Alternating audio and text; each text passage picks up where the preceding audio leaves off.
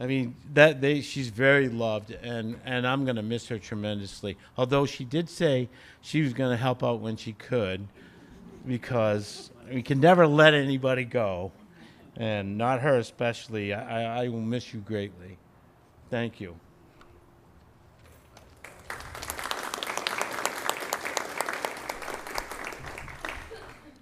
So when we knew Priscilla was retiring, I'd asked if we could have two people speak on her behalf, because when I came to Durham 19 years ago, they had one bus driver, or we had one bus driver, and the other drivers were all contracted. And I'd asked at the time, how come there's one employee as a driver and the rest are all contracted? And they're like, well, the town wanted to have contracted services, but no one in town was willing to let go of Priscilla, because she's just this amazing person, an amazing driver. And so because she was the only bus that was sort of like, was a school employee, so to speak, Priscilla did all the field trips, field work, sports trips. So not only did she really frame what, to us as staff, what actually the impact of a skilled driver could be, but she also really helped our students know what it means is to represent the school when you're playing an away game in sport, or what it means to be a student when you're doing field work. Because she would frame that for them as soon as they got onto the bus, and when they were on the bus, and when they returned from whichever trips they were taking. So it was just amazing to sort of watch and to benefit from. And to, we're not even sure that Durham can run without you, because I'm not sure it ever has, to be perfectly honest with you. But I would say that Priscilla has shown us, I can't imagine a better way to start or end your day as a student. So thank you so much, Priscilla.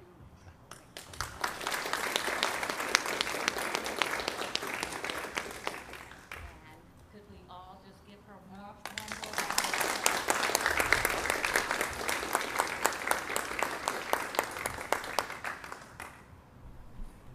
And now I'd like to call up Lisa Dimick to sit in the seat of honor. And I have the privilege of speaking about Lisa. And one of the things I did not have time to do today, but how many years in education have you? 38. 38 years that Lisa has been in education. And of those 38, I have had the privilege of knowing Lisa for 21 years. First as a math coach in RSU51, and most recently in her role as a great educational leader at Pownell and in RSU5. And when I think of Lisa, so many words come to mind. Mathematical, intelligent, frugal, master cook, compassionate, and a strategic competitor. In RSU5, the administrators have looked to her to guide us in our work on improving math achievement. Her depth of knowledge in this subject matter is unsurpassed by anyone that I know. And that mathematical brain also primes her for discovering the best bargains. And when I was asked by Michelle recently how we have managed to have such a healthy, unexpended fund balance, it is partly due to Lisa's eagle eye on finding all sorts of freebies at Ruth's Reusables. She has an uncanny ability to find a coupon for everything she purchases. So if the budget is a little higher next year, it's probably because Lisa is no longer a part of RSU5. This woman is also a fabulous cook. There is nowhere the principal group would rather be for their monthly meetings than at PES, as we always know that no matter how challenging the topic is on the agenda that day, that Lisa's cooking is there for us to help us navigate through whatever challenges we are facing. I personally will miss my yearly gift of her delicious homemade raspberry jam. Lisa is a principal that loves her students, staff, and families. She has created a warm and welcoming teaching and learning environment at PES. She has dressed up as book characters. She's focused on staff wellness activities like massages, coffees, hiking Bradbury. I hear that she has also provided tips on how to save money through couponing to her staff. Lisa advocates for her staff and is always willing to assist a student in whatever is needed for their success. She has tutored them, she has given them extra instruction, she has played games when they just need a break. I have witnessed all of those things myself. And as much as she values collaboration with staff, families, and administrative team, do not be fooled by the exterior of this woman who looks and is empathetic and compassionate on so many levels. Because underneath that exterior lies a very strategic competitor who can solve word problems, puzzles, navigate an amazing race, flip cups, and find immunity idols. There will be at least one team that is a little less competitive this year at the administrative retreat because of the lack of Lisa's presence. This year on the parent satisfaction survey, one parent summed it up best when they said, "The staff at PES work amazingly well to meet every child's needs, and they have great communication. Pownell is like a part of our family." Thank you, Lisa, for creating that environment where students and staff thrive and feel like they're a part of one big family. Thank you for your dedication and leadership to PES for 12 years and RSU5. And I know that I'm going to miss our relationship, and I hope we stay in touch, and I know you're going to be greatly missed by the rest of the community.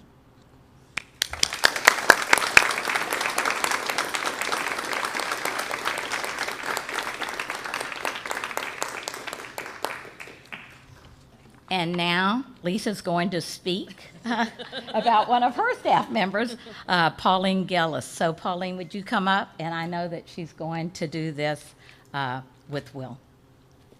No, with Dennis. I'm sorry. Yep, sorry. With Dennis. They know who you are. Yeah.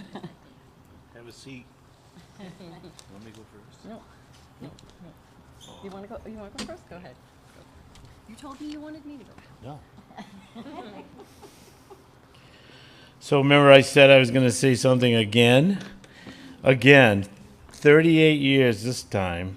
So 40 and 30, 78 years I'm losing tonight. I mean, that's huge. And 38 years, don't go to Pownell if you're ready to be 38 years in the district.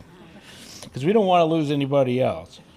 So when I started 21 years ago, I was pretty green, and Pauline was here, and she was probably the senior driver back then, probably has been for when it was just Freeport. And I can remember being on the radio, and somebody would ask me a question, and I was like, oh my God, I don't know what I'm going to do. She'd go, hey, Dennis, why don't you do this? Great, big helper to me, always so helpful with the transportation end of things. And it helped me to succeed in my job. Thank you very much for that. She also has parents that rode her bus. I mean, she drove parents. 38 years, of course. And people remember their bus drivers. She's also been a custodian for all those years, 38 years as a custodian. I mean, that's a hard job to do for 38 years. And I appreciate every year, every minute of that, because I know how hard that job is. Thank you again. Again, like I said, 38, 40 years, I've driven her run. When's Miss Pauline coming back? It's great to hear. It's a wonderful thing. You should be proud. You should be very proud of the way people feel about you in these towns. Thank you.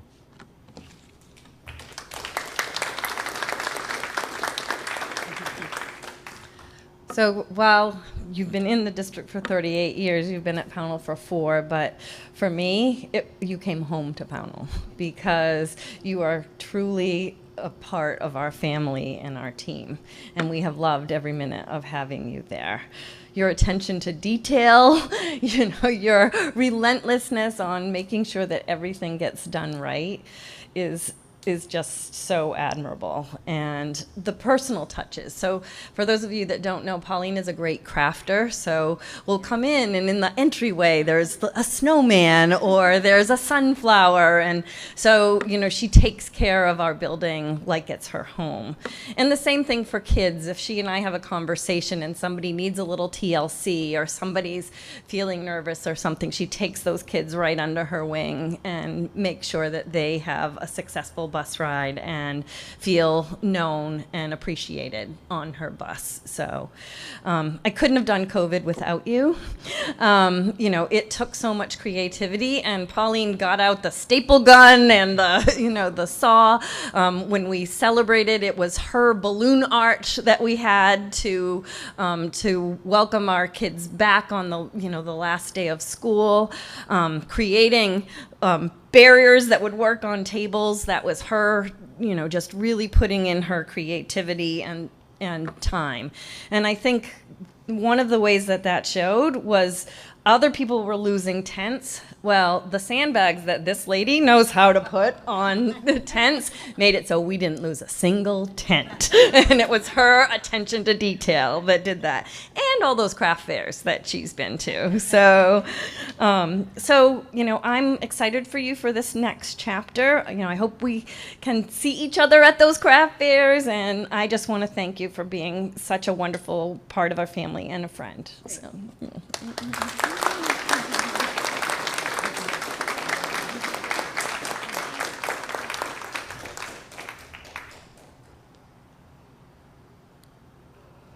And now I'm going to ask Principal Nickerson to come up to recognize 3 people that will be leaving Moore Street: Anne Marie Spazuko, Nancy Dyer, and Linda Williams.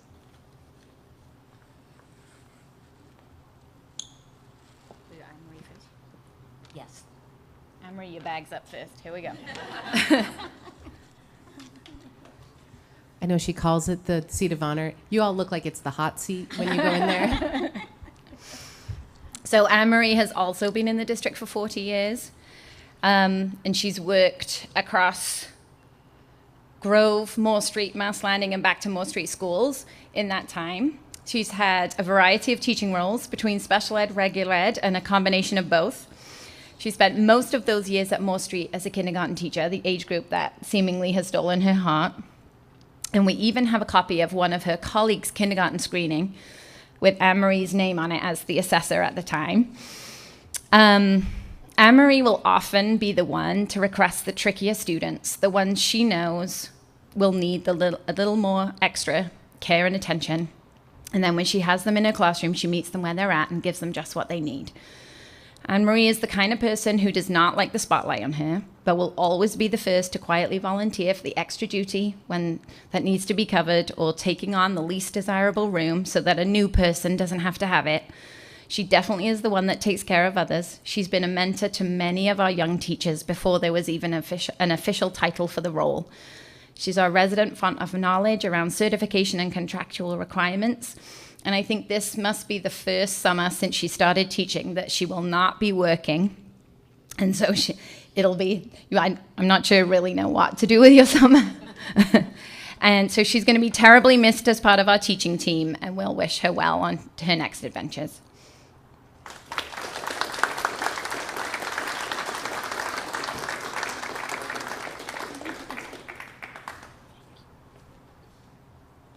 Nancy, your turn.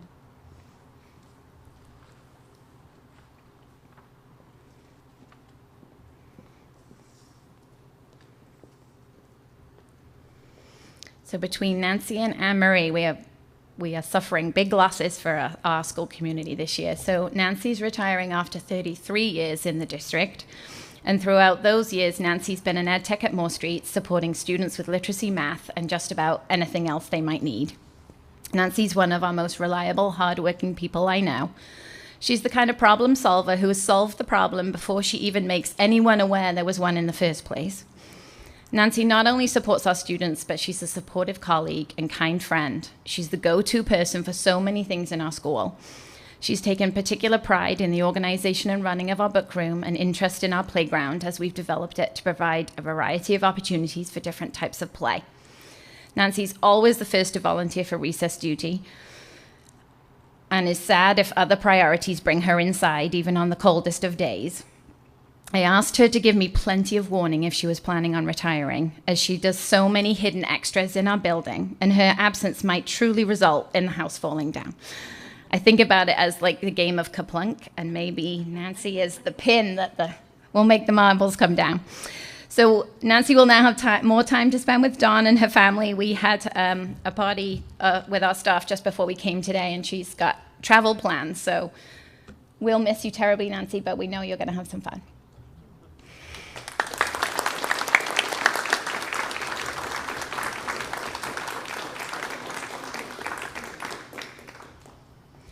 And then Linda's not with us tonight, but so Linda's retiring from her position as ed tech at Moore Street after 15 years. She had many years prior to that as a volunteer, as a parent. And when Linda joined the team at Moore Street, she worked as an ed tech, providing literacy support. And after several years, she moved into the ed tech in the pre-K classroom with Becky Billings. Linda's hard work and dedication has made her a valued employee at Moore Street. And over the past few years, our pre-K programming has developed. And during COVID, our outside classroom, together with opportunities for outside learning, have evolved. Linda bought a new winter coat and boots and has embraced this change. No matter the weather, you'd see her outside helping our 4-year-olds get excited about the world around them. Linda's commitment to hard work and the students she works with will be missed at Moore Street, and we thank her for her service to us all.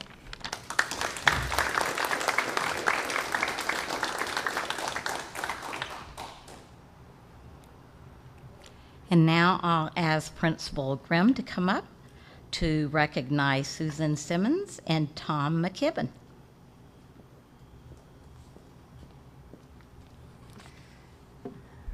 So I'll start by recognizing Sue, who is not with us, but Sue is finishing her 24th year as an ed tech, 23 of which were at Mass Landing School. Across that time, Sue has embodied the immense flexibility that is required of anybody who is ever an ed tech. She has seen the building through several transitions and through them continue to be committed to supporting the students and our staff with deep professionalism and care for her students. She takes on any task asked with a willingness to learn the new skills required of her responsibility, including her final year this year, taking on a completely new set of skills and rolling her sleeves right up and diving in. Among her varied strengths are her strong understanding of 3rd, 4th, and 5th grade curriculum and the progression across them. Homeroom teachers are always thrilled when they find out they'll have Sue in their classroom supporting a student because she brings so much value to all of the students in the room. She has a strong instructional repertoire and a knowledge of curricular content that enables her to support a wide variety of students, and she's often the go-to for academic support for students. Across the 24 years she's been in RSU5, she shows her students patience, care, and understanding. She works very hard to establish relationships with students she serves, and in response, students really are positive due to her own calm energy. Her calm and balanced energy has been a great asset for many of our students. In a school built around Freeport's shipbuilding past, it is fitting that she is truly a port in a storm for our kids, and that's how a colleague described her. It's so fitting. As Sue reflected on her time to me, she noted that one of the greatest things or greatest value she had culled from her time as an ed tech was finding the joy in the small things, which is so fitting if you know Sue, and it really embodies the way she approaches her role. If I see her in the lunchroom or in the staff room, she always has a small vignette to share about some progress a student has made. As she heads into her well-deserved retirement, we hope she continues to find joy in the small and large things, and thank her for her significant investment in RSU5.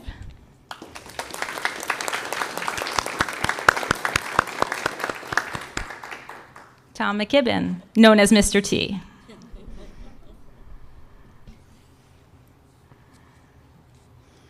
So among the many legends that are amidst the population tonight, Mr. T is one of them.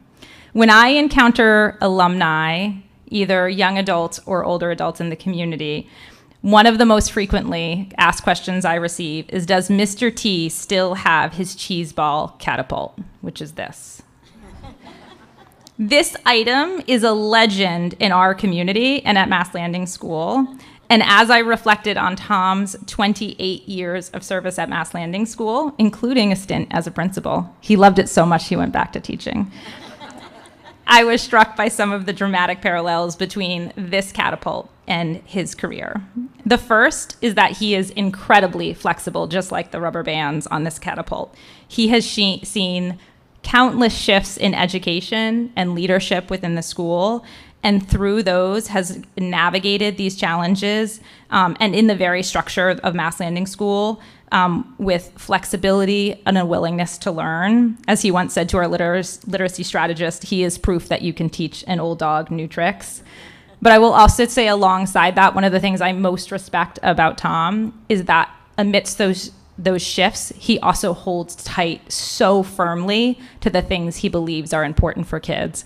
And he is the person in the meeting to say, like, let's think about that thing and what's really foundational in helping kids grow and develop. Like the arc of the catapult, if I were to use it right now, he has a breadth of understanding across the progression of learning with our third grade learners. Across his almost 3 decades of experience, he has a deep understanding of content, and most importantly, he uses that content to individualize his support of the kids in his classroom. As you'll see, there's a small bucket that holds the cheese ball, and just like this bucket, Tom holds close and individually each of his students. He knows them as individuals. He knows them intricately. Both their strengths and their growths, including my own child, which he knows very well. And he finds, most importantly, he finds the very endearing things about every single child in his classroom. So he can speak deeply about each child and believes deeply that we should be using what we know about each student to reach them as a learner. And most importantly, Tom embodies fun, which to me is what this embodies. As a colleague noted, and she shared today in our retirement celebration, he is the teacher she wanted her kids to have. He's the staff member most likely to be seen out playing GYM ball or Foursquare, and he understands the value of play and the way in which it builds community and creates a sense of belonging for kids. It is perhaps no coincidence that next Wednesday it is his class that drafted the essay to get a 100-foot slip and slide on our sledding hill during their persuasive writing unit.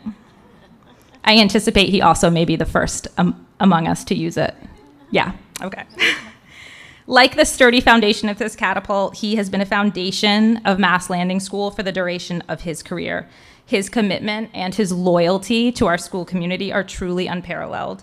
He holds 2 records, maybe among others, but 2 I'm aware of. One, as the longest tenured teacher at Mass Landing School, and secondly, as the longest tenured teacher at his previous school, Matinicus Island School, where he was for 6 years and continues to hold that record. These records are a testament to his commitment to his school community, to the profession of teaching, and most importantly, to his students. While our community will undoubtedly miss his humor, his energy, and his wisdom, we wish him the very best in your journey ahead, and we'll always welcome you back for GYM Ball or Foursquare. Thank you for your service.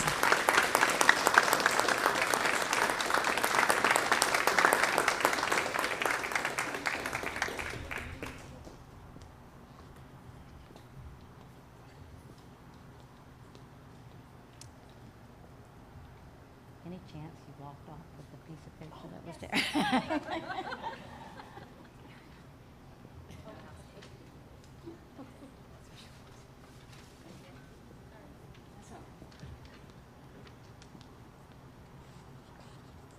Well, I just failed that test. I need my cheat notes. So I'm going to welcome Principal Gulko up, who will be recognizing 4 of her staff, Martha Mcguire, Mike Mcmanus, Hank Ogilvy, and Brian Burkmeyer.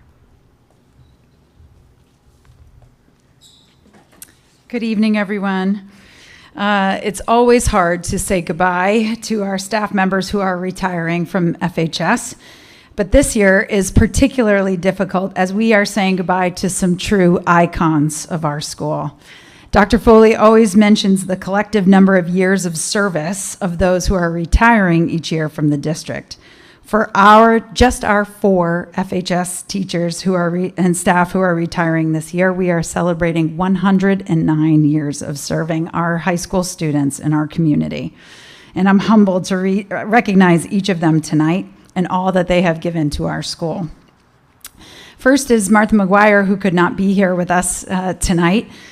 In true form as an educator and lifelong learner, she has a class tonight that she felt that she could not miss.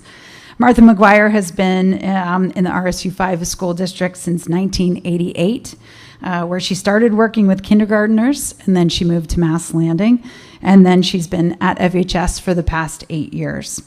She has supported us as an ed tech in our Bridges Life Skills classroom. Martha works with amazing students who often have some of the biggest challenges in their paths of learning. As many of us know, it is often the staff members with the biggest hearts who work with our students with the biggest challenges, and that certainly describes Martha. Her calm presence and her kind and gentle ways were the exact qualities that some of our students needed and gravitated towards each day.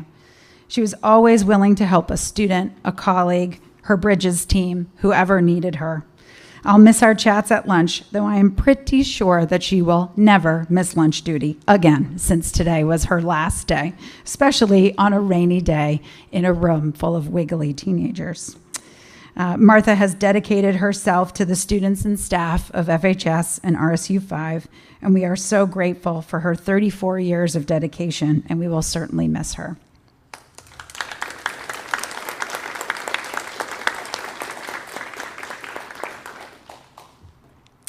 Next is Officer Mike Mcmanus.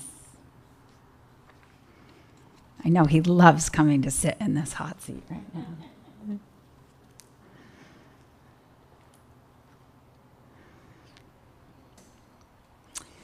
Officer Mike Mcmanus has been with the district since 1998, 24 years, and has been such an important part of our school community. I'm pretty sure that we were supposed to share him with the middle school and the rest of the district, but everyone knows that Mac's home is at FHS. Mac has spent so many years building relationships with members of our school community, which played a huge role in his work at FHS. He knows our students. He knows many parents of our students. He knows the parents of our students, and this has served him and our community so well. It's because of those relationships that Mac is sometimes able to talk to and calm down an upset student when at that moment no one else could. Our staff and students trust him and know that he's always watching out for us. When he first told me he was retiring, I laughed, and then I quickly said, "That's not funny." "No, you're not. But I've come around to be happy for you, Mac, and I wish you many days of enjoying the boat, being with your family, and of course stopping by school to bring us some eggs and catch up. You've been an incredible support for our school and for me personally, and I'm forever grateful for all you've given to FHS."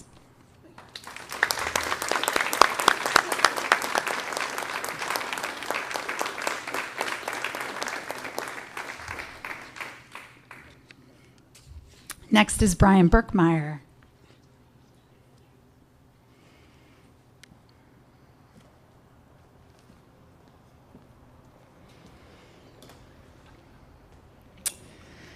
Brian Burkmeyer has been a math teacher and a coach and a diehard FHS fan since 2000, 22 years at our school. Better known as Burke by kids and colleagues alike, Burke has dedicated his life to cheering on students in and out of the classroom and pushing them to be their best. He has also worked really hard to teach them how to be financially savvy and invest in their futures, so they can not only move out and live on their own, but they can also support their parents with their wise financial decisions. So the FHS family should be extra grateful for Burke. In all seriousness, Burke cares deeply about teaching kids math, but even more so about teaching kids to be prepared for life.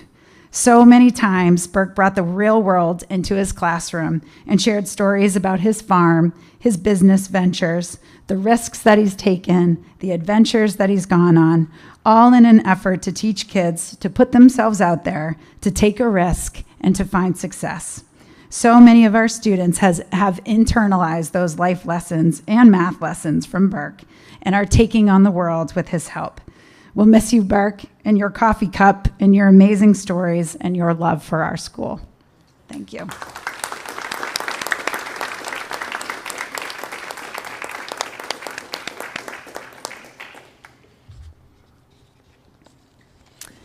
And last certainly not least is our beloved Hank Ogilvy.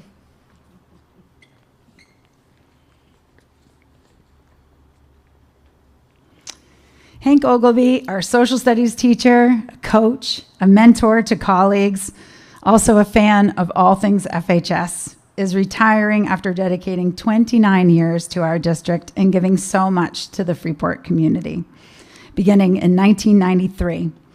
Hank has shared his love of history, of current events, of baseball, and of so many things. But what we all know about Hank is that he loves kids. He has put his heart and soul into this job, from starting with pre-K students to sending our seniors off to college. Hank has been a role model and a mentor for countless colleagues who I'm sure have watched in awe as he commands a classroom and has a room full of ninth graders thinking deeply about the world and our country and their place in it. I, of course, didn't get to witness Hank teaching at the start of his career, but I can confidently say that I'm sure he taught his students with the same passion and energy in his final years of teaching that he did at the start. It is very hard to think about the halls of FHS without you, Hank, but we'll work hard to carry on your legacy and care about the kids as much as you have. Thank you for putting your heart and soul into this work, as there are thousands, literally thousands, of students and colleagues who will never forget it.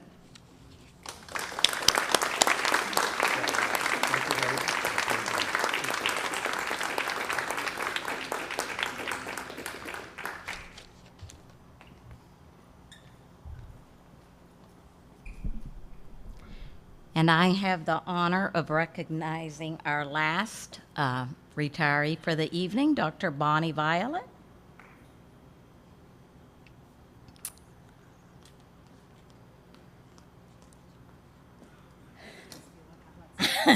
She said it does feel like a hot seat. I don't know. We'll have to get a more comfortable chair next year.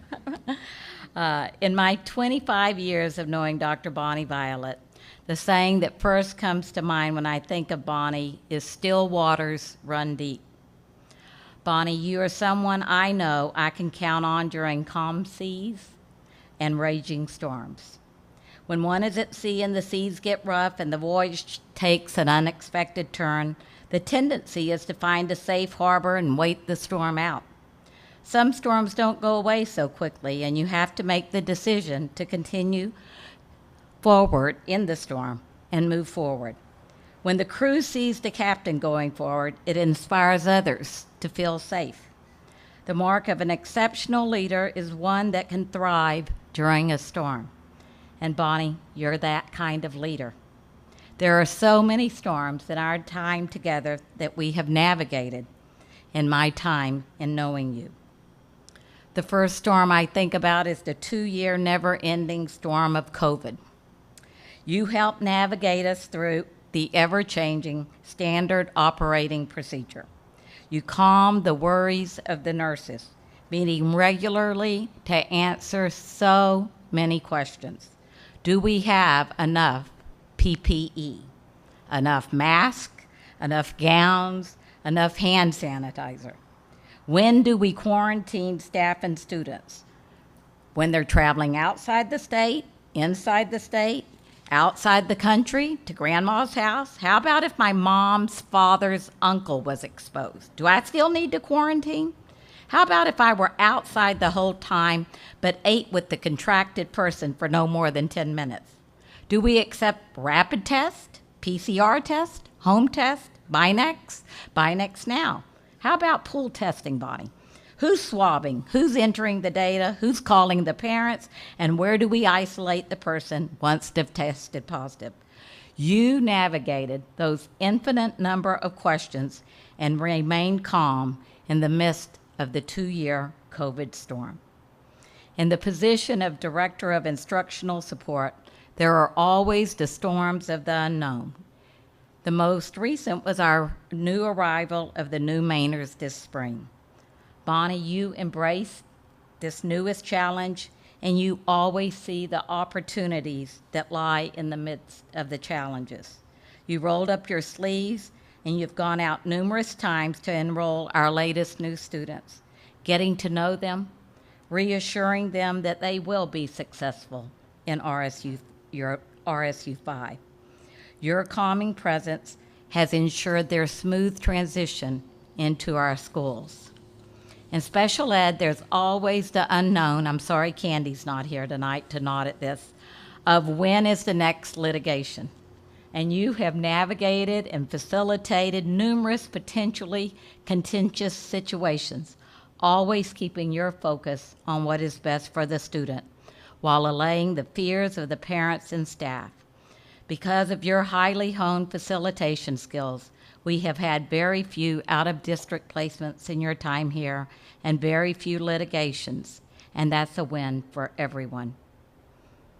And on the days the storms have passed and the seas are calm, you will all discover a woman that is passionate and curious about so many things, including educating our students with disabilities, reading, equity, the arts, a love of theater, and the world in which we live. Because of your steady leadership, you have earned the respect and admiration of your staff. In RSU5, you've led us through 2 very successful state audits. You have provided meaningful professional development in the art of teaching reading, in state and federal compliance, restraint, and so much more. You have guided us in implementing robust RTI systems in RSU5. Your focus is always on moving our students toward independence so that they are ready to be successful in the world that awaits them after graduation.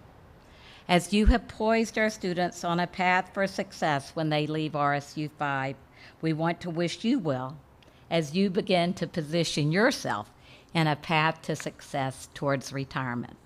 I want to thank you for your 7 years of service in RSU5 and your 38 years of service in education. I will truly miss you, and I know the rest of the staff and parents of RSU5 will also. Thank you.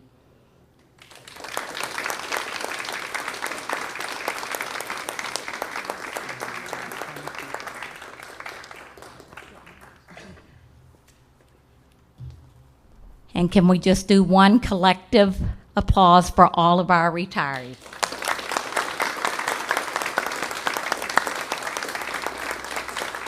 And that concludes our celebration of them.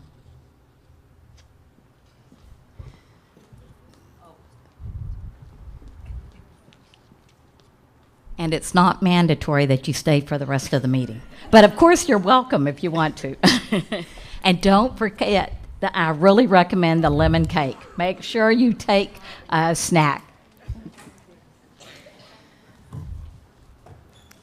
Okay, so there is one more retiree in the district, which we won't be recognizing this evening, but Dr. Foley will also be retiring at the end of this month.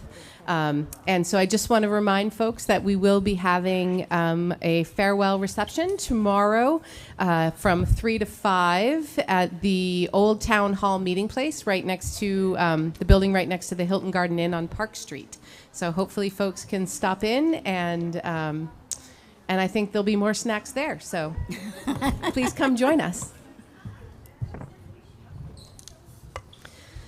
Okay. That's a lot of recognition. So what was the total years? I heard them say you always give us that. I know. You know what? I didn't do that this year. So maybe next week I'll report out on that. Okay. It was a lot. I think, you should have been doing the math, Michelle. I wrote them down. I haven't done the math yet. Jen was kind enough to aggregate hers at the high school to 109. So, all right. Well, thank you to all of our retirees for all their time, effort, blood, sweat, tears, everything that went into all of our students that have been honored to have them in their lives. So we will move on to the Margaret A. Cook Award. Yes, and Principal Gulko will be speaking to that.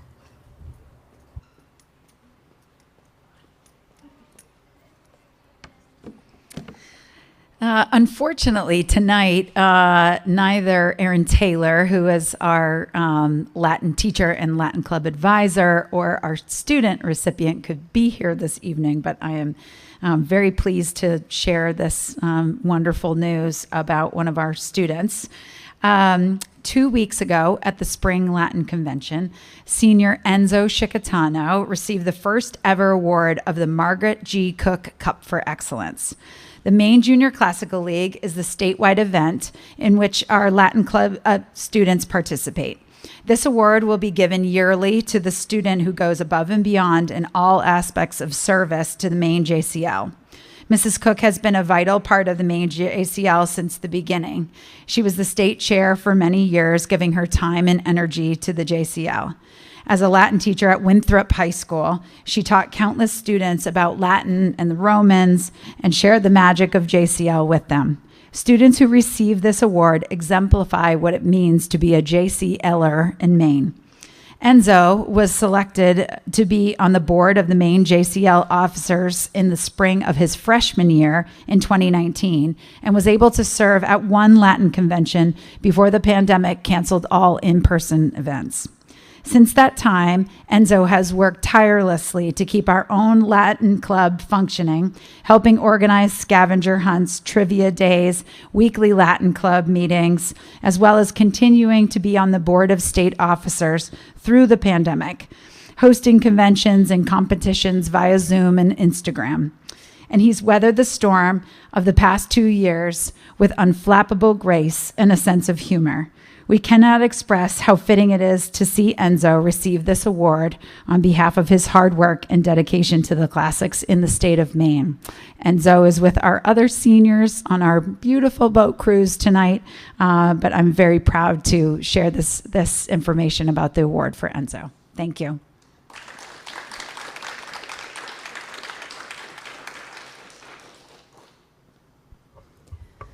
Okay, we will throw it over to Piper for our student rep report. All right, so we're wrapping up the high school year, and with that, it's senior week to recognize our graduating seniors. Tomorrow, the senior parade through the schools and downtown will take place at 9:30. Graduation will be this Sunday, the 12th, at Merrill Auditorium. Finals are starting up tomorrow for our freshmen, sophomores, and juniors. In sports, playoffs have started up this week. Congratulations to the baseball and softball teams for their wins yesterday. They will both play tomorrow at 4:30, softball away and baseball at home. Boys lacrosse had a win against Trape tonight, and girls lacrosse plays on Friday for their first playoff game. Congrats to the boys track 4x800 meter relay team who will be competing in New England this weekend. Well, good luck at the lacrosse game on Friday. And I just wanted to take a quick second and thank Piper for all of her hard work on the board this year. I will remind you that your year is not up until elections next fall, so you're back. Don't worry. But also wanted, while he's not here, because he is also, I assume, on the boat cruise, Brady Grogan has been the other student rep, and he's a senior and graduating and heading off to Arizona? Alabama. I knew it was an A state, so good luck to him. He's been a great contributing member of the board, and we'll certainly miss him, but we're happy to have Piper still, so have a great summer, but don't forget to come back in the fall. All right, so we will move on to 7, public comment. Most of the public stampeded out of here, but we do have a few folks. Okay, we do have another opportunity at the end of the meeting if anybody wanted to speak at that point, but we will continue on with the agenda with the report from the superintendent. Thank you. I have the following resignations to report. Ashley Shukamis from DCS, the art teacher there. Stacy Ventimiglia, the MSS office secretary. Anna Doobie, MSS Ed Tech. And Julia Colvin, Mass Landing librarian. We are now, as of today, at 1,122 positive cases of COVID this year. I sent out my last COVID letter last week to parents and staff. The standard operating procedure will end June 30th. From that point forward, COVID will be treated as other communicable diseases are currently. We also have currently enrolled 76 newcomers in RSU5 since January. Students who are enrolled are doing well in school, and they are not looking forward to the summer break as many of our other students are. So Community Programs is working on creating some unique learning opportunities for them, which will combine camp-like activities and further their English skills at the same time. Piper reported out on a lot of the sports, but I'm just going to kind of repeat some of that. The girls' tennis lost to Greeley in the quarterfinals. Boys' tennis lost to Yarmouth in the semifinals. Today, our boys' lacrosse team played Trape in the prelims, and I don't know how they did. Did you hear? Oh, 15-1, so that's great. And baseball and softball both won yesterday and are moving into the quarterfinals. And as we know, girls lacrosse finished number 2 in the Hill Point, so they got a bye, and they will be in the quarterfinals tomorrow, on Friday. So we wish them all there. And the track and fields boys finished 3rd overall out of 26 teams, and the girls finished 8th overall out of 24, and 7 individuals were state champions. And Craig said that this might be our best year yet in track and field. So congratulations to all of our spring athletes. Our solar project continues to pay off. Our net savings since December is $62,000. We have also applied to receive funding for some electric school buses, and we will find out in August whether we qualify. So fingers crossed on that. I also want to encourage everyone to vote next Tuesday on the school budget at your local polling places. And I'm happy to report that the graduation ceremony is returning to the Merrill, and that's this Sunday, I think at 10 o'clock. Okay. Seniors are participating on all sorts of senior activities, as Piper reported. And I, too, want to thank Piper and Brady for their service to our board this year. It's just, we really value the student voice, and you've both done a great job of voicing your opinions on various topics, and we really appreciate this. And this is my last superintendent report in RSU5. I'm looking forward to seeing what opportunities retirement will bring, but we'll miss so much about RSU5. It's been my pleasure to lead this district for the past 6 years. And I feel like my journey has been nothing short of amazing during this time. I carry with me so many wonderful memories. And whatever success I have enjoyed, it's been due to the dedicated RSU5 staff, administrative team, school board, and community that I've been lucky enough to serve. Your support has helped us to create a stronger culture of teaching and learning for our students here in RSU5. Thank you for trusting me to steer this ship. I am confident that this district will only grow stronger in the years to come. And on the nights that I'm feeling a little bored, I'll just tune in to see what's happening in RSU5 and to celebrate the great things that I know will continue on. And this concludes my final report in RSU5. Wow, okay. We have a meeting next week, you know. Yes, but Jenny said I don't have a report. Oh. So. Well, if Ginny said so, then that must be so. Okay. Oh, Mara. I have a question, but it's hard to ask it after that. I was wondering about, since the standard operating procedures are going away, what the protocols moving forward are. I know like previously it was, if you had a fever for 24 hours or whatever, when are we going to have kids return to summer programs this summer or school next year? Do we have an idea of that yet?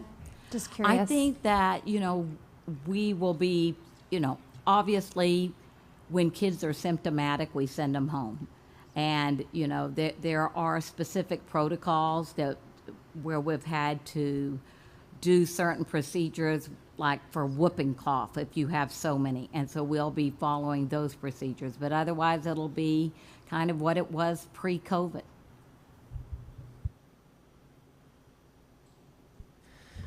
Okay. All right. So we will move on to number 9, administrative reports, the equity workshop. Hold, please. Oh, maybe. So while they're setting up for that, this is a snapshot of what we have been doing for the past 2 years since the board adopted a strategic goal around this work. I mean, obviously we were doing work on diversity, equity, and inclusion before that, but this is really a report out on where we are with the strategic goal around this. And Assistant Superintendent Alexander has a lot of people here this evening, some students, and Principal Pidden and Principal Gulko, who will also be sharing in the presentation.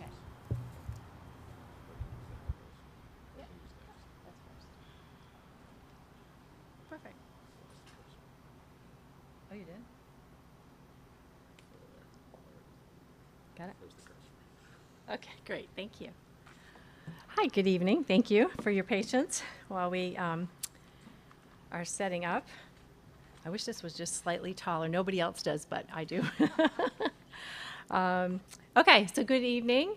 And tonight we are going to share a snapshot, as Becky just said, of what RSU5 has done in the past 2 years towards strengthening equity and inclusion. This all aligns with the goal that was added to our strategic plan 2 years ago.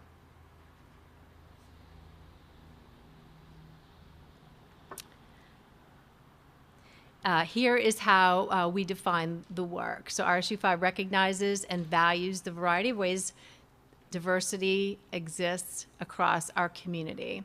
We are committed to maintaining a school community that allows these 3 bullet points, and you'll see these threaded throughout the presentation. All people to be seen, heard, and valued for who they are, respect and empathy. All students to have voice, and all students to have access to both learning and co-curricular opportunities. We want to begin with a snapshot of the data. Some of this you've seen or you saw during our budget presentation, and other data will be new.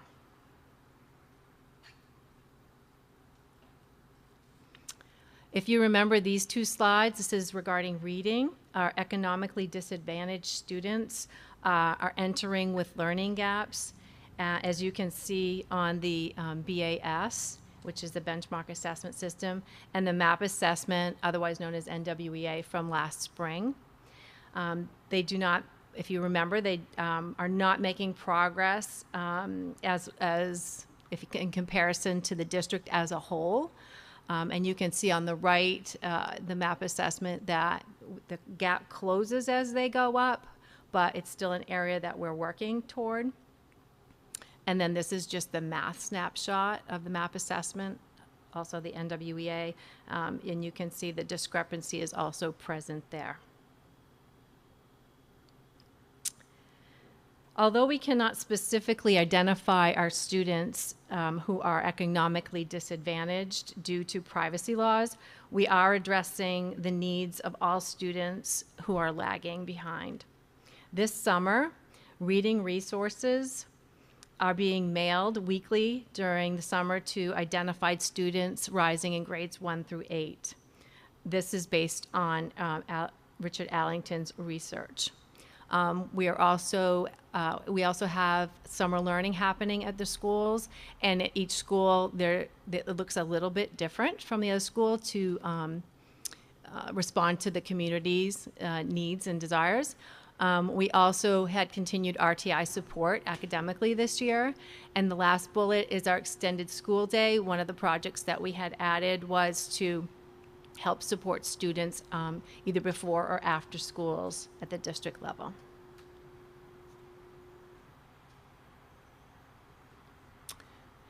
As you know, we had contracted with MAAC, that's Mid-Atlantic Equity Consortium, for the past 2 years. These findings are from the discipline data analysis that MAAC completed at the high school level that includes data from the graduating classes of 18, 19, and 20. And here is what they found. That free and reduced meals, they call it FARMS in their reporting. We call it free and reduced lunch. FHS students are at higher risk for in-school and out-of-school suspensions. That females were less likely to receive in-school and out-of-school suspensions than males, and that students of color, with the exception of the Asian group, are at higher risk to receive in-school and out-of-school suspensions. Because of the actual number of students in each of the race subgroups being so small, the impact on outcomes can fluctuate greatly. However, we are pleased to share with you that we already are seeing changes in this data set this year. Remember, this was 2018, end of fiscal year 2018, 19, and 20 that this data set was looked at. Additionally, student, oops, I think I went too far ahead. Hold on a second, apologize. Oh, no, I didn't. Okay.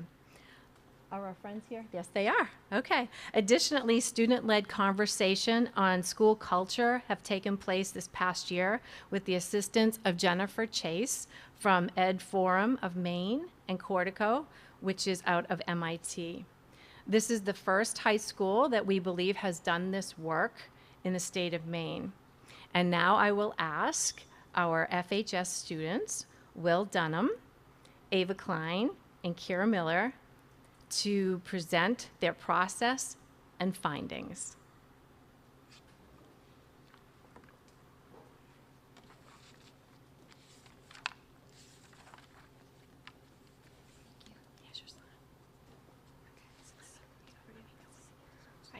Hi, everybody. Thank you so much for having us. Will, Kira, and I were 3 of 12 students who Ms. Golgo talked to in the beginning of the year. She was reaching out to student leaders who she thought may be interested in participating in student-led discussions. We partnered with Cortico. As she mentioned, they provided us with technology that helped in our recording process.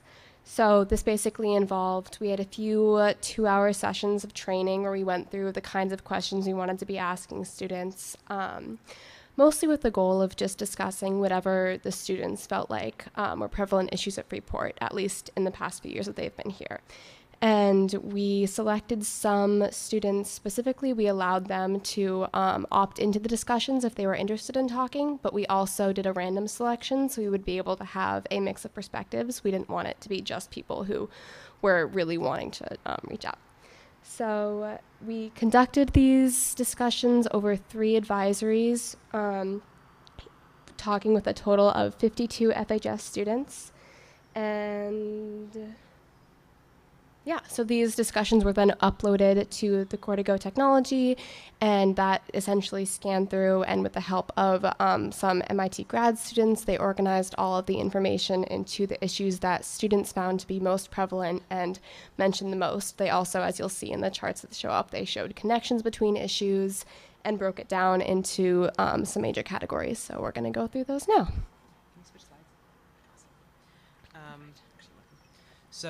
A couple key things that we wanted to emphasize from our findings were that something that came up a lot was the trust in relationships that students have either with their fellow students or with their either the administration or the teachers that they have in their classrooms.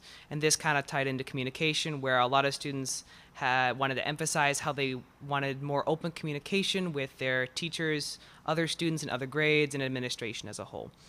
And we also got a lot of data about how some students are feeling examples of homophobia and racism within the school, either from other students or through passing comments or stuff like that. Get the next slide.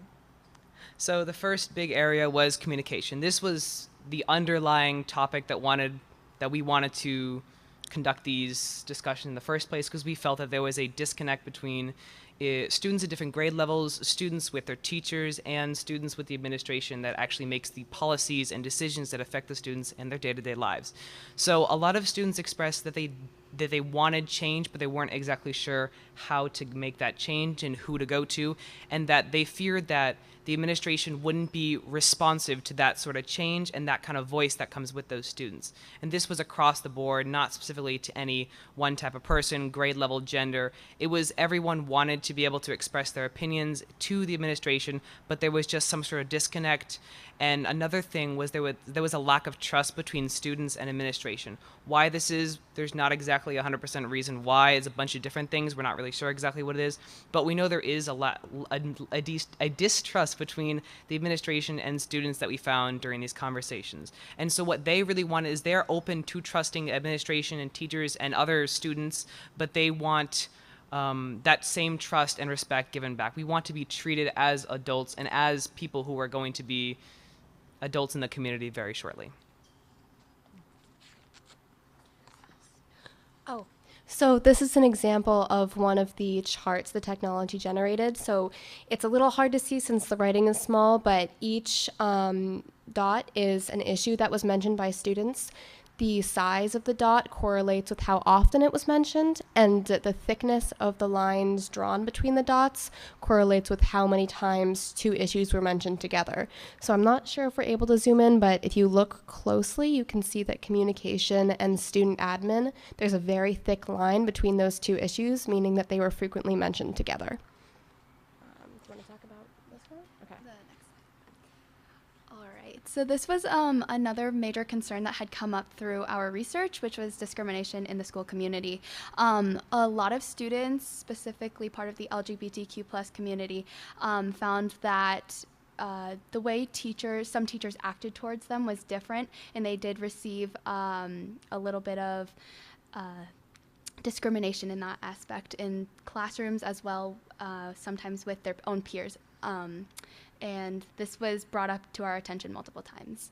And for students of color and stuff like that, a lot of the times they said that the way teachers handle a certain situation can make them uncomfortable.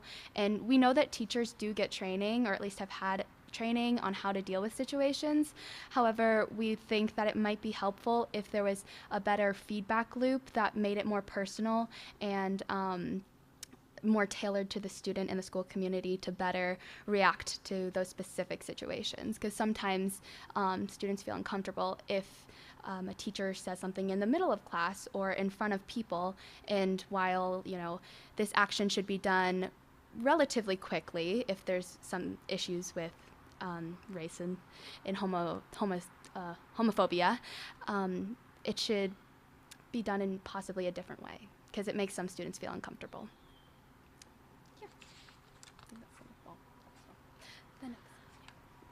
Just something on that last issue that I want to think is important to mention to explain that disconnect is that one thing that we learned is a lot of teachers in their sensitivity trainings have been taught to pull students out of class and talk to them about this book will contain issues relating to race and you're a person of color, so I'm going to pull you out of class to make sure you're okay with this.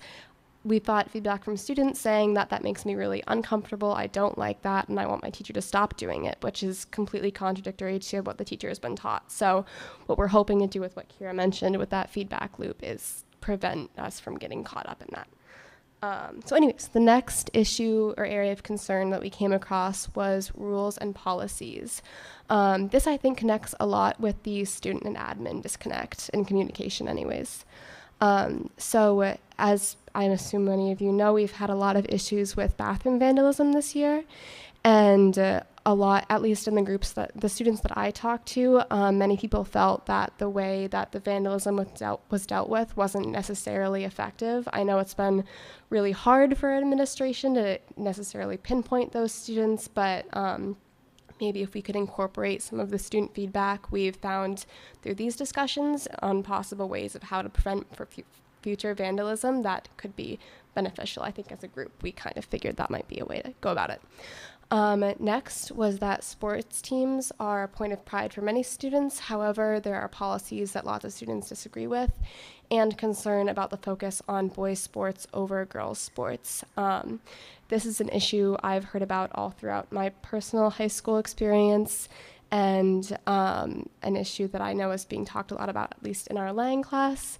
And if I'm not sure if we're going to get to it, but there are multiple quotes in this presentation, and if anyone is interested or has further questions, we'd be happy to share some of these specific worries.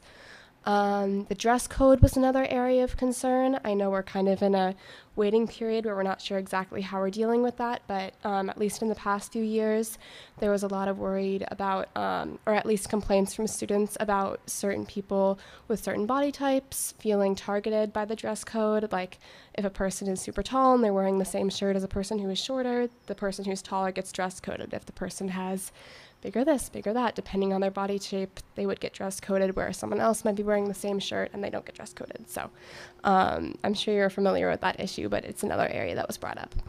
And lastly was a lack of consistency between the teachers and the applications of policies across the school, and how that kind of erodes at the trust of our policies and how our teachers implement those. So for instance, cell phone policies, or some teachers I know we're not doing dress coding this year, but dress coding policies, stuff like that. And then next slide.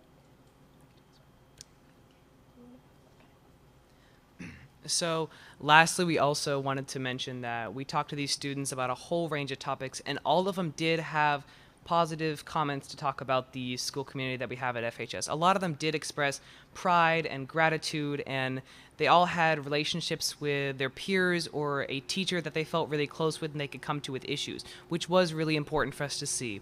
And a lot of students also had hope that the communication between either students and other students and their teachers and administration would get better, but they're really hoping to get that trust back that I think we've lost in recent years. And all of this mostly we got from the discussions, and there's plenty of data. If any of you want to see it, we have tons and tons and tons of audio and graphs and fun charts and stuff that I really like to look at. But most of it stemmed from the lack of communication between two different parties or individuals or groups of people that we saw in our school community. Is that it? Yeah. And that's all right now. Cynthia, is their presentation something you can share with the board? Because it's not. Absolutely, yes. That'd be great. Actually, more stuff we can share with them. Okay. Yeah. So, yeah. And there's more. They're adding that there's more than this to share. So, William, I had emailed him this afternoon, and he sent it to me after it was printed for you, so I can absolutely resend it to you with all of that in there. They're also available right now so that we can let them go if you have questions specifically about this for any of the three of the team. Jill. Thank you for this presentation. There was a comment about the dress code, and maybe I misinterpreted. It seemed like it was the comment implied it's a little in limbo at the high school. Could you explain more about that? I'm not entirely sure what the policy is at the moment. Maybe if she wants to, Ms. Golka could explain further, but I know in past years, there were a lot of complaints from students about how the dress code was implemented, and then this year I think the administration has heard those comments and is doing something about it, which is a great thing, but we're still trying to figure out how they can have a dress code or not have a dress code, be respectful to the students, be respectful to the teachers. So I think it's not what we have right now is not set in stone, is basically what I'm trying to say. This year I don't think there's been dress coding, which I don't believe is the permanent plan for the future, but I'm not sure.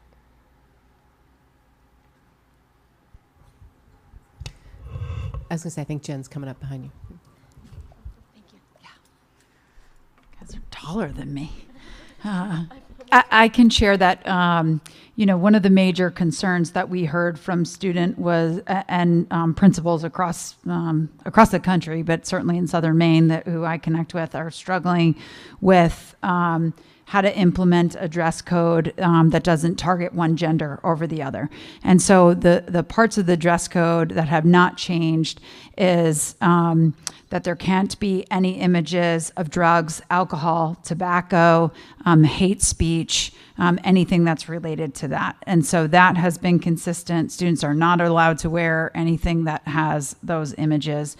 In terms of things that we had done in our written dress code in the past of asking students to change what they were wearing, that is not something that we have enforced this year. Our student leadership committee started talking about the dress code in September, and our focus shifted to this work, where most of the time and energy went to the Cortico work.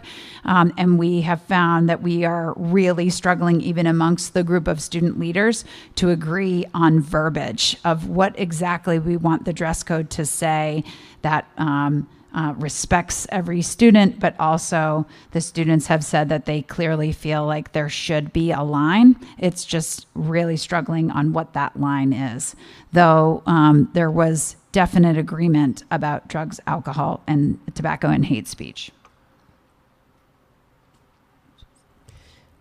Any other questions for our students while we have them? Vali? I just, as a follow-up, just out of curiosity, when's the last time that dress code policy has come through committee and come here? I don't think they come to the board. It's a school policy, not a district policy. Okay, because I know in other districts in Southern Maine, it is a policy. So is that something we might want to look at? Maddie? We've talked about that in the past, and we've defaulted back to the policy being different. It's in every school. It's in every school handbook. I think the last time we talked about it was probably 3 or 4 years ago. I would be open to entertaining the idea that we have it at a district level, but I'm not recalling the arguments against that. Colin? Yeah, just on that, I'd also be open to it, but I think that just what Jen just spoke to and what the students have been speaking to in terms of the level of intricacy of discussion between the students and the administrators and the teachers, I feel that we would not be able to accomplish or have anything like that level of effective conversation. No disrespect to my two policy committee members, but I think that it seems like the work is very important that's happening the way it's happening now. So if we were to adopt or if we were to look at that at a larger policy, we'd have to figure out some way to ensure that that those voices continue to participate. I would just share, this is a topic that I think a lot about in my own work, but I would just say when struggling with this, Gray New Gloucester High School spent a number of years coming up with language for a policy approved by the board, and I think it's probably the best one I've seen. So just as something to look at, I mean, we don't have to have it as our policy, but I do think when I read the language there, it meets the needs of a lot of students and staff and administration that I have worked with. Great, thank you. Piper, were you going to mention something on that? I'd just like to point out that I think if we're going to talk about dress code at the... I think that if we're going to talk about dress code at a school board meeting, it'd be important to get some student voice and maybe even administrative and teacher voice, just because it's... I know a lot of people have had different experiences with the dress code, and they're very open to sharing these experiences, so I think it's important to input what students think into the policies that are going to impact them. Thank you. Yeah, and I wanted to follow up with perhaps we can share that policy from Gray New Gloucester with the high school so that they can work on it. I don't necessarily think that it needs to be a district policy because it applies to the high school only for that particular policy, and every school has a different policy. But I think it's great to have that resource for them to look at and maybe emulate some of the good ideas that have surfaced up at Great New Gloucester. And just to add one thing is that part of the work that the student leadership committee has members from every grade level on it, and part of what they did was they did some research, brought printed versions of dress codes actually from across the country. So we were looking at different high schools specifically, and trying to look at the language that we felt met our culture, which as I said, we're still struggling with, but we certainly are open to looking at more examples, and we've looked at quite a few. Vali. So moving on to a different topic, is that okay? Yeah, okay. The mics are a little light tonight, so just keep them close to your mouth. Is that better? Okay. So I wanted to thank you guys for doing all this work. Amazing. I mean, super helpful to us because we're not in the school, so we don't really know what students think. So this is very helpful. Now, I wanted to find out how hard or how easy was it to involve the student body in participating in discussions, and whether you have any handle on the percentage of students that participated, and whether you feel as though you were able to capture a pretty good cross-section of student voice and student opinion. So yes, actually, I think that this was one of the topics that had come up in our discussions, was that there was kind of a clear disconnect between the sophomore and freshman class in student involvement in student leadership activities, as well as clubs and things like that. So I would say in these discussions, we were able to get a pretty wide variety of voices because some of the people we pulled in were mandatory from all grades. However, in other discussions, like maybe on student leadership, you don't see as much freshman involvement, which makes a little bit of sense since they're new to the whole school environment. But I think also with COVID, having an every other day schedule, it definitely affected the school community for them. And I think that they probably feel a bit more disconnected since they've never had, until this year, really, kind of a regular school year. And I will add that within these groups, we had volunteers that could sign up on a Google form that came out to the whole student body. So we had volunteers who wanted to speak. We got like a random number generator and just scanned through the whole student body list and just picked at random that required them to come. And we had specifically a group for LGBTQ+ issues, and we had a group specifically related to people of color and issues that they face, to get a wide variety and cast the widest net possible to get the most students possible, which I think we did. Great, thank you. It's hard to get people to participate, so sounds like you need to help us sometimes. If only we could do the random number generator and make people show up for votes next week, stuff like that. Mara. I want to echo Vali's thanks. This is such important information for us to have, and I really appreciate it. All the students that were involved. I'm really impressed at the engagement that you got, and I guess I have big questions about what are our next steps, and I'm not asking you to answer that for us. I appreciate the vision that you have given us, and the areas that you've identified of concern, so that is super helpful. So I guess this is more of like a question to put to the board or to Cynthia, and maybe it's a broader question we think about over time or at the retreat. But I think part of maintaining trust is when you have, or restoring trust is that when you have information like this, you then take action on it. Otherwise, trust can further be eroded. So I just would really like to see a well thought out response to this information that you've given us, and some, thought around. I know we'll think about what actions to take, but I just think that's so important. So thank you so much for doing this. And I guess my other question is about future years. Is this a kind of a one-time thing, or are we thinking that it might continue? Thank you again.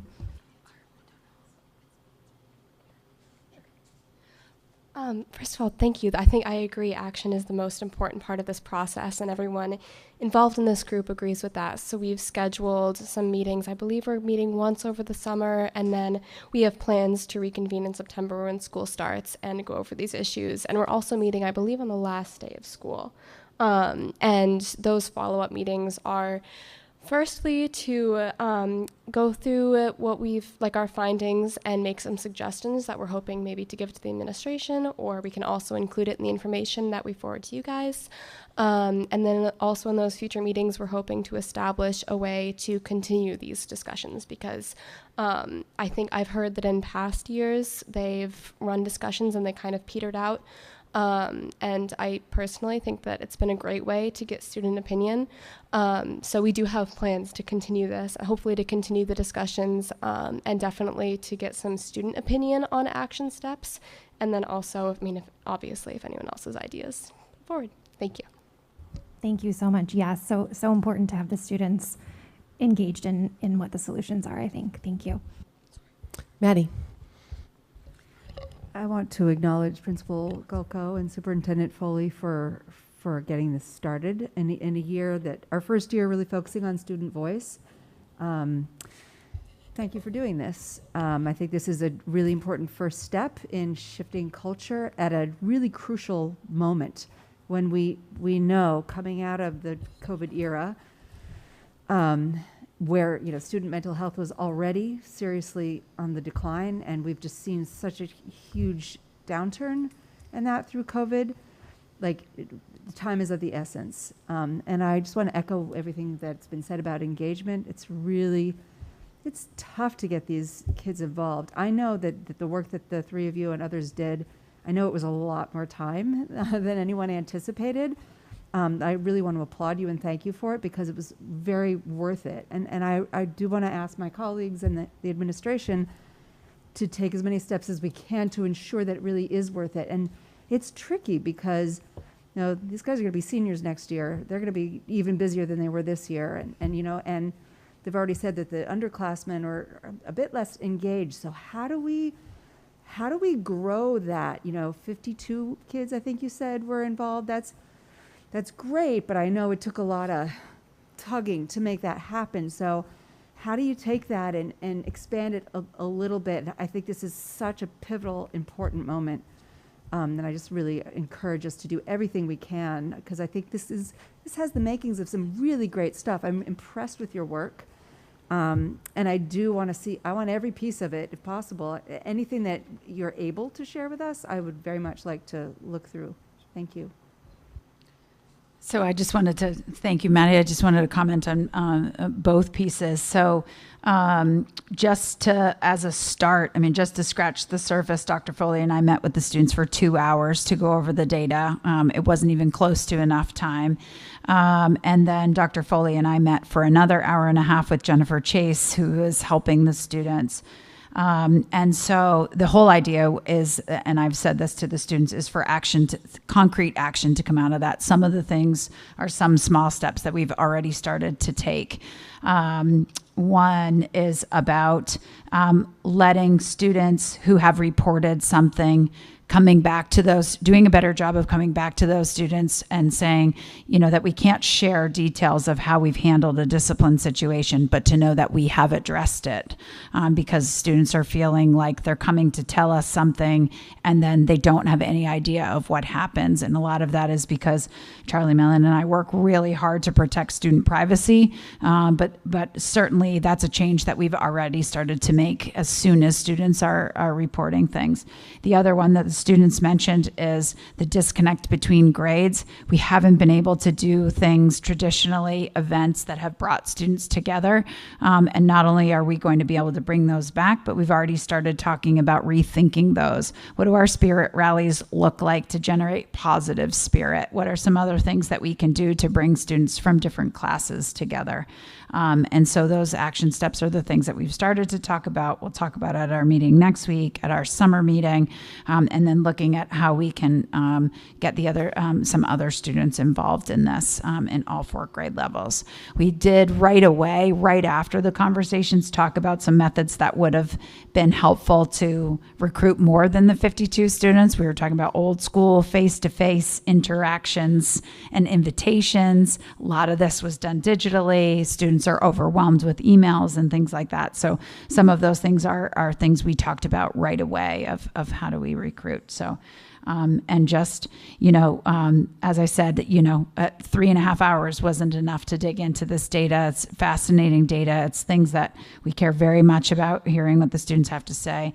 And these students, I think it was December that I said, what do you think about being a part of this thing? And then maybe 50 hours later, they're standing here. They are receiving credit on their transcript for the work that they did because they have just, they've gone above and beyond the commitment that even Dr. Foley and I thought at the very start that this would be, and they have just done an outstanding job.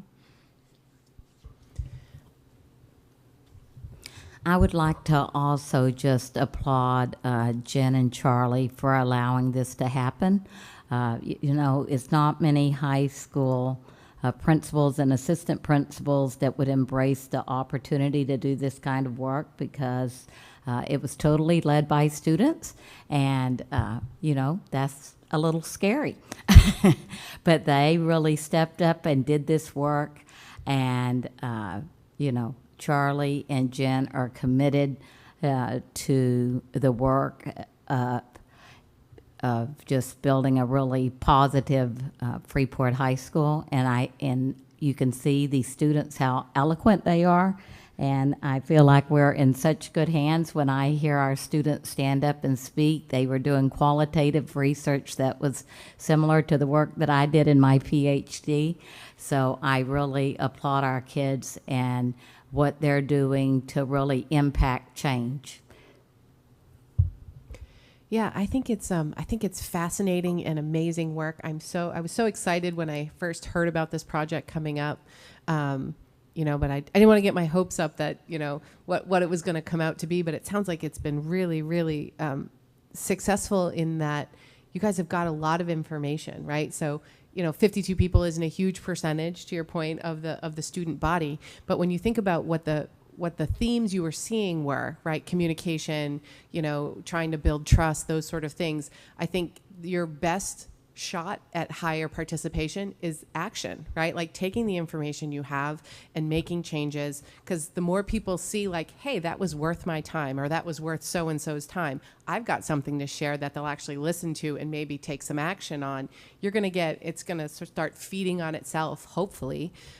You'll get more people involved. The access to the technology piece, I'm curious to hear your thoughts on that around one, does that continue, or is that sort of a one-time thing? And two, how crucial is that to you? How crucial do you view that to be to the project, right? Could you have done this without that technology if you didn't have it in the future? So first of all, I can say that the technology, I'll start with that one. It was incredibly useful to use. I will first of all say that it was a super cool software, tons of data. I will hopefully get it to all of you. There's a huge slideshow with a bunch of data points and cool things you can click around.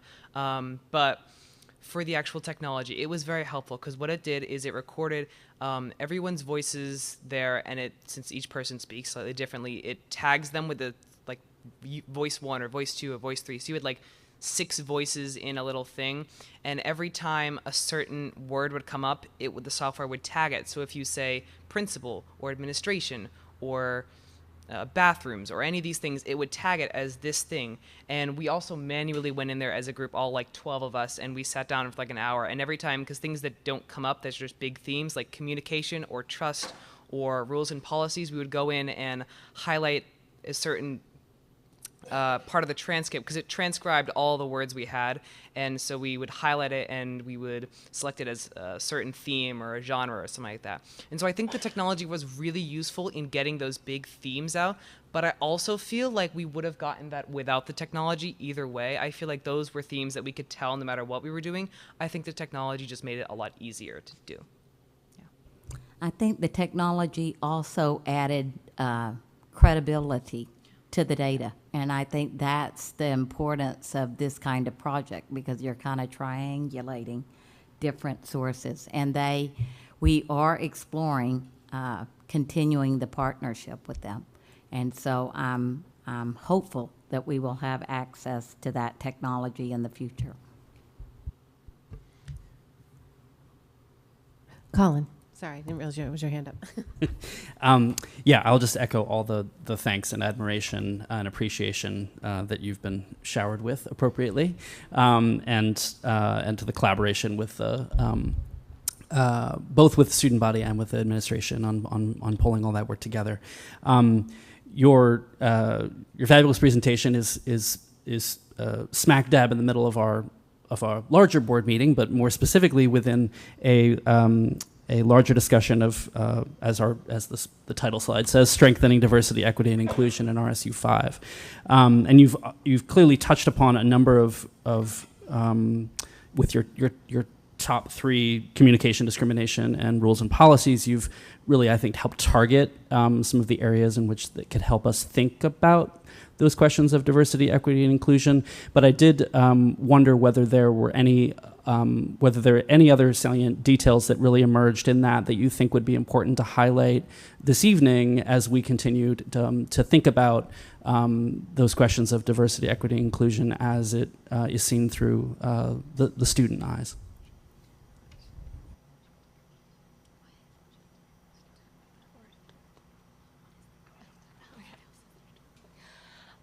One specific issue, and I just think it's a way that teachers have been improving in the past, and I think we have room to improve in the future, is when it comes to concerns brought up by all of our students, but specifically the LGBTQ plus community. Some teachers have started at the beginning of the year. They put out like a little card that asks what name you want to be identified by, but also goes further than that and asks, how do you want me to identify you to your parent? How would you like me to address you in class versus during a student-parent meeting? And teachers who have really gone out of their way to reach out to their students, but then also maintain that information throughout the year, that is really felt by the students. That effort is felt.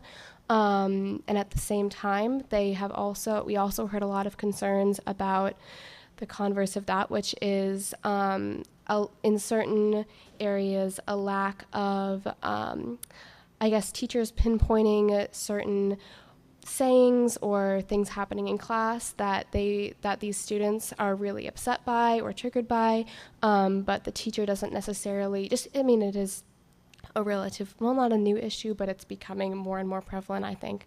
And there were a lot of concerns about students who felt as though sometimes their teachers didn't always know exactly how to react in a situation, and they were looking for more of a bigger standing up and saying that's not okay. So I think when it comes to any of the issues that we found, whether it be LGBTQ plus discrimination, racial discrimination, or any other student teacher, student admin issues, this constant loop of feedback and adjustment is really, really helpful. Will talked a lot about our communication issues, and I think that's a crucial part of working on that. Thank you.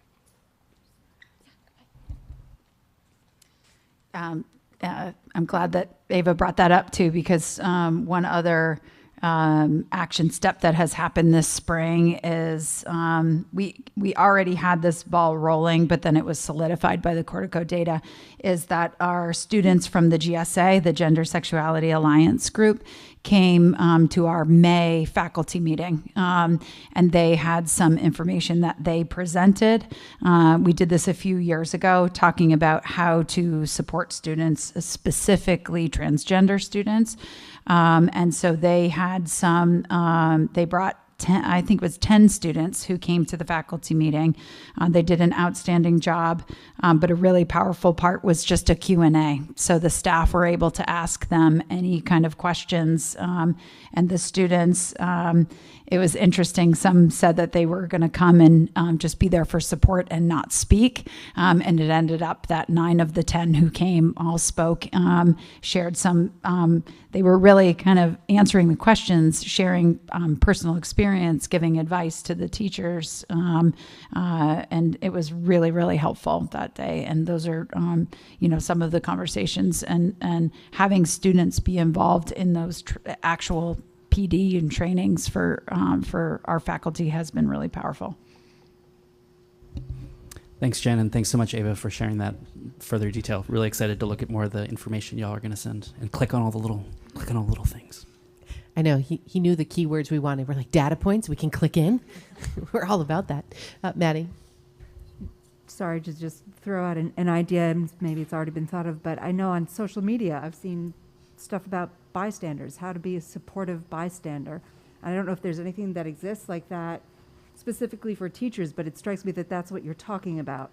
It certainly is helpful for those of us who might be on a subway and witness something happening in a classroom. It's way more loaded, and teachers surely feel the weight of their responsibility in that moment. So specific training around how to be supportive in a classroom I think would be so helpful.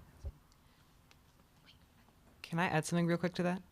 And so a lot of the things we saw regarding teachers not being bystanders and kind of getting involved is not like obvious areas of discrimination or targeting of specific students, but it's offhanded comments and passing by sayings that are just kind of thrown out there kind of quickly and kind of almost passed over, that really a lot of the people that we talked to kind of hit them home because no one did anything or even noticed that these things were being said.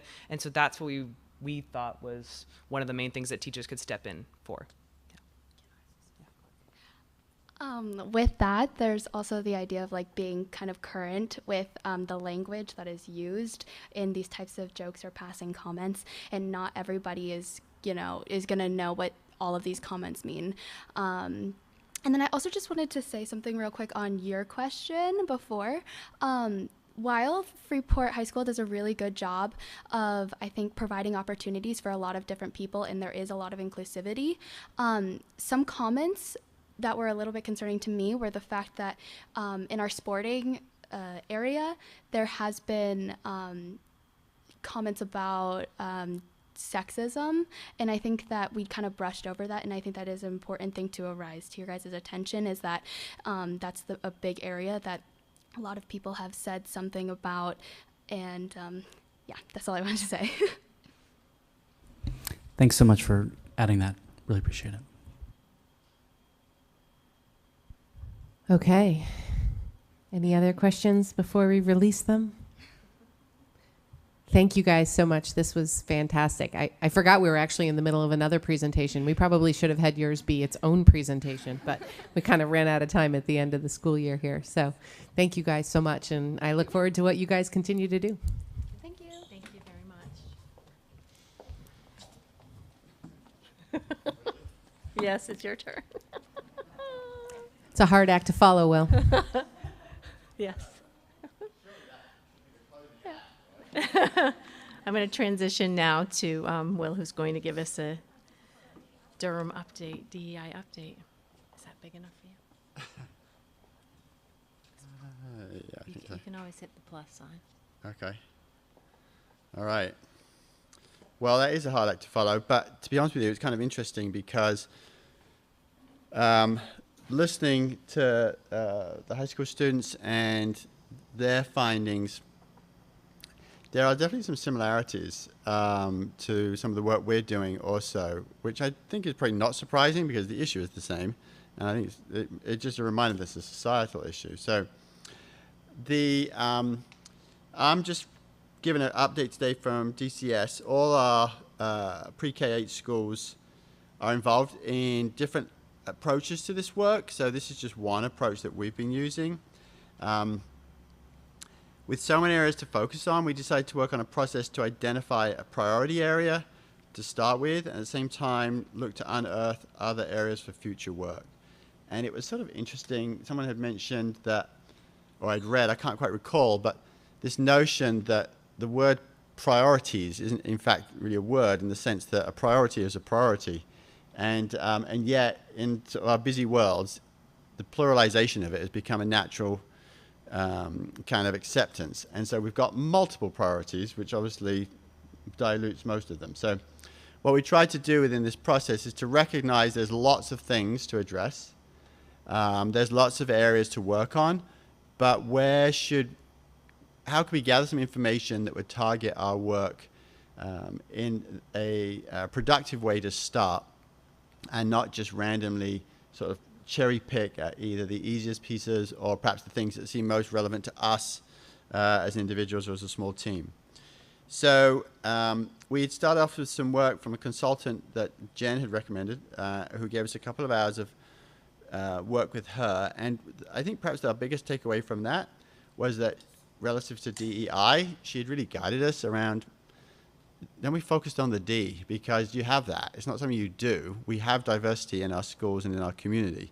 Our work is around equity and inclusion that supports the diverse community we have. And although it seems like a semantic interpretation, I think it's actually quite an important interpretation, because the focus really is on, regardless of all the different types of diversity that exist in our schools or our community, that the outcome is around people, all people feeling they have an equitable and inclusive experience. So we had used a process by which we worked with students, with staff, and we put out invitation to community members to use a protocol that really kind of identifies what are things that people prioritize, and sort of a general information gathering. And they're not dissimilar to the technology that the students were describing there. You then pull together patterns, or most prevalent or most frequent, to then generate, and then from that break those down into sort of like more overarching statements. So for our students in our K through 5 classrooms, they, as part of Responsive Classroom, they develop their class agreements, which are very much at the heart of how do we include everybody, how are we friendly, how are we kind, how are we respectful. So what are the things that they prioritize? And we had our teachers visit the class agreements with their classes to kind of gather that input. In grades 6 through 8, we did it through advisory sessions in terms of working with students and getting their input. With staff, we did it through staff meetings, and with the community, we invited community in to go through a similar protocol. We came up with 5 overarching categories. Students are set up for a successful day at school. Everyone feels safe at school. Everyone has the support they need for learning. We learn about and respect the ways in which people are different, and all people at school have a voice. Those were kind of like the generalizations of common themes that came together. Underneath that, these overarching themes, we then sort of unpacked those a little bit with some subheadings that were shared in a survey format to families, staff, and our middle school students. It was the format of using middle school students. There was the access of technology for them. And participants were asked to rate their experiences at DCS on a 1 through 4 scale. Specifically, so we think of 1 through 4 as 1 and 2 is weaker than strong, and 3 and 4 is stronger than weak. So it allows us to get a more concrete interpretation. You'll see at the top there that all our 6 to 8 students were involved, 60 staff members, and we sent it out to all families of DCS, and we had 55 responses from families at DCS. An example of what those results looked like is we took each subgroup, student information, staff information, parent community member input, and viewed them both as an individual subset and then also as a total. So a total sort of lens through those members of our school community. The good news is that in a lot of, so for example, you can see this was a sub-question, supports exist for students and their families with access and resources to meet basic needs. So for the most part, across these categories, the total score, rated with a 3 or a 4, stronger than weak, was in the 60 to 90 percentile most of the time. However, some areas were clearly experienced differently by one of the 3 groups.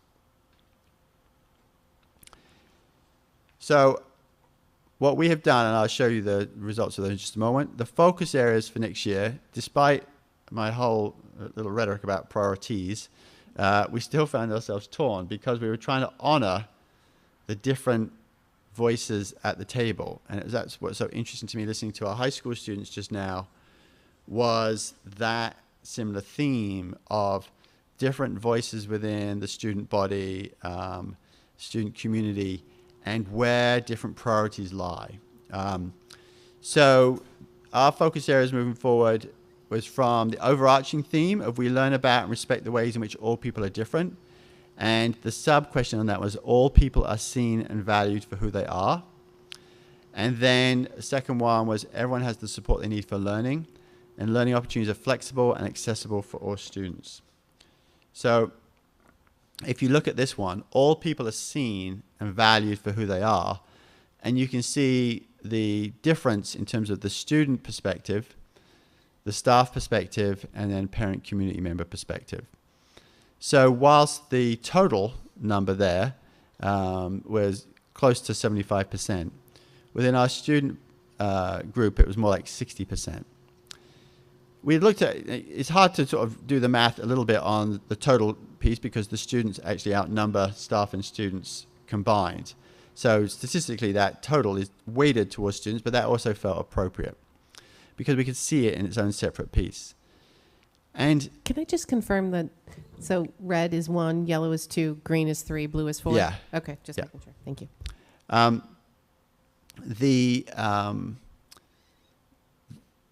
It's not necessarily unexpected that an early adolescent would be concerned about being seen and valued for who they are. It's a developmental, expected sort of need. But I think in the context of the questions and the work in which it was framed, that is the context in which we interpreted it as being an area where we have a third of the group feeling like there's room for growth in this idea that people are seen and valued for who they are. Sorry, Will, one question. Yeah. 1 is lowest and 4 is Yes. highest? Yes. Okay. Just like our report cards.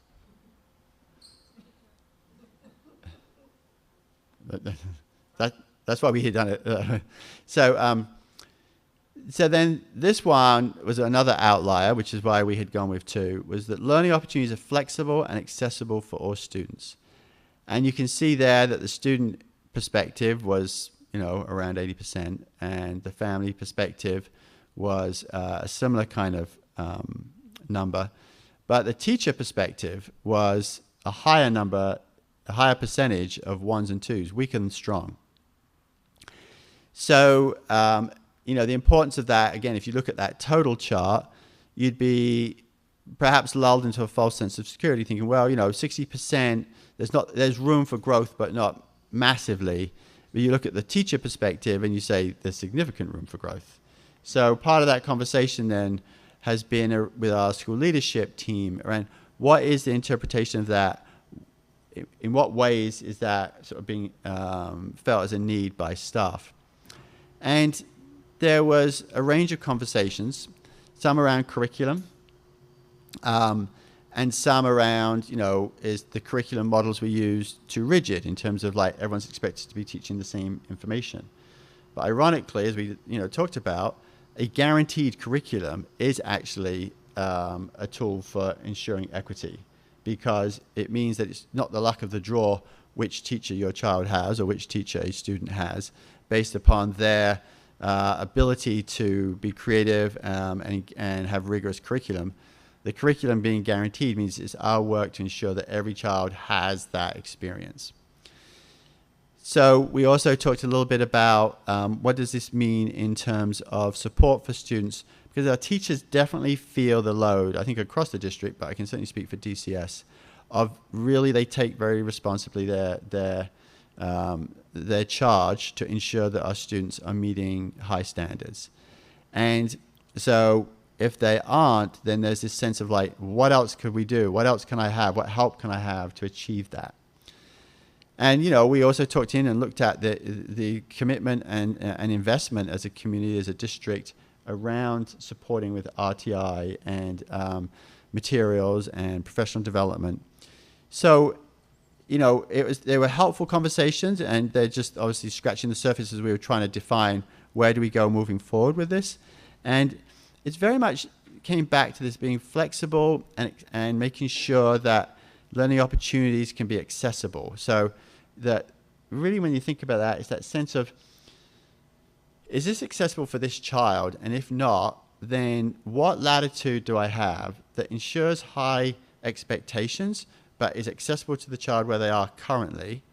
And what skills might I need there to lift that? So it really comes back to this, ongoing commitment to differentiation and just how challenging that is for all teachers and for schools. But it's good feedback for us, and the pacing and priorities are areas that we look at. And so those are going to be our two focus areas moving forward.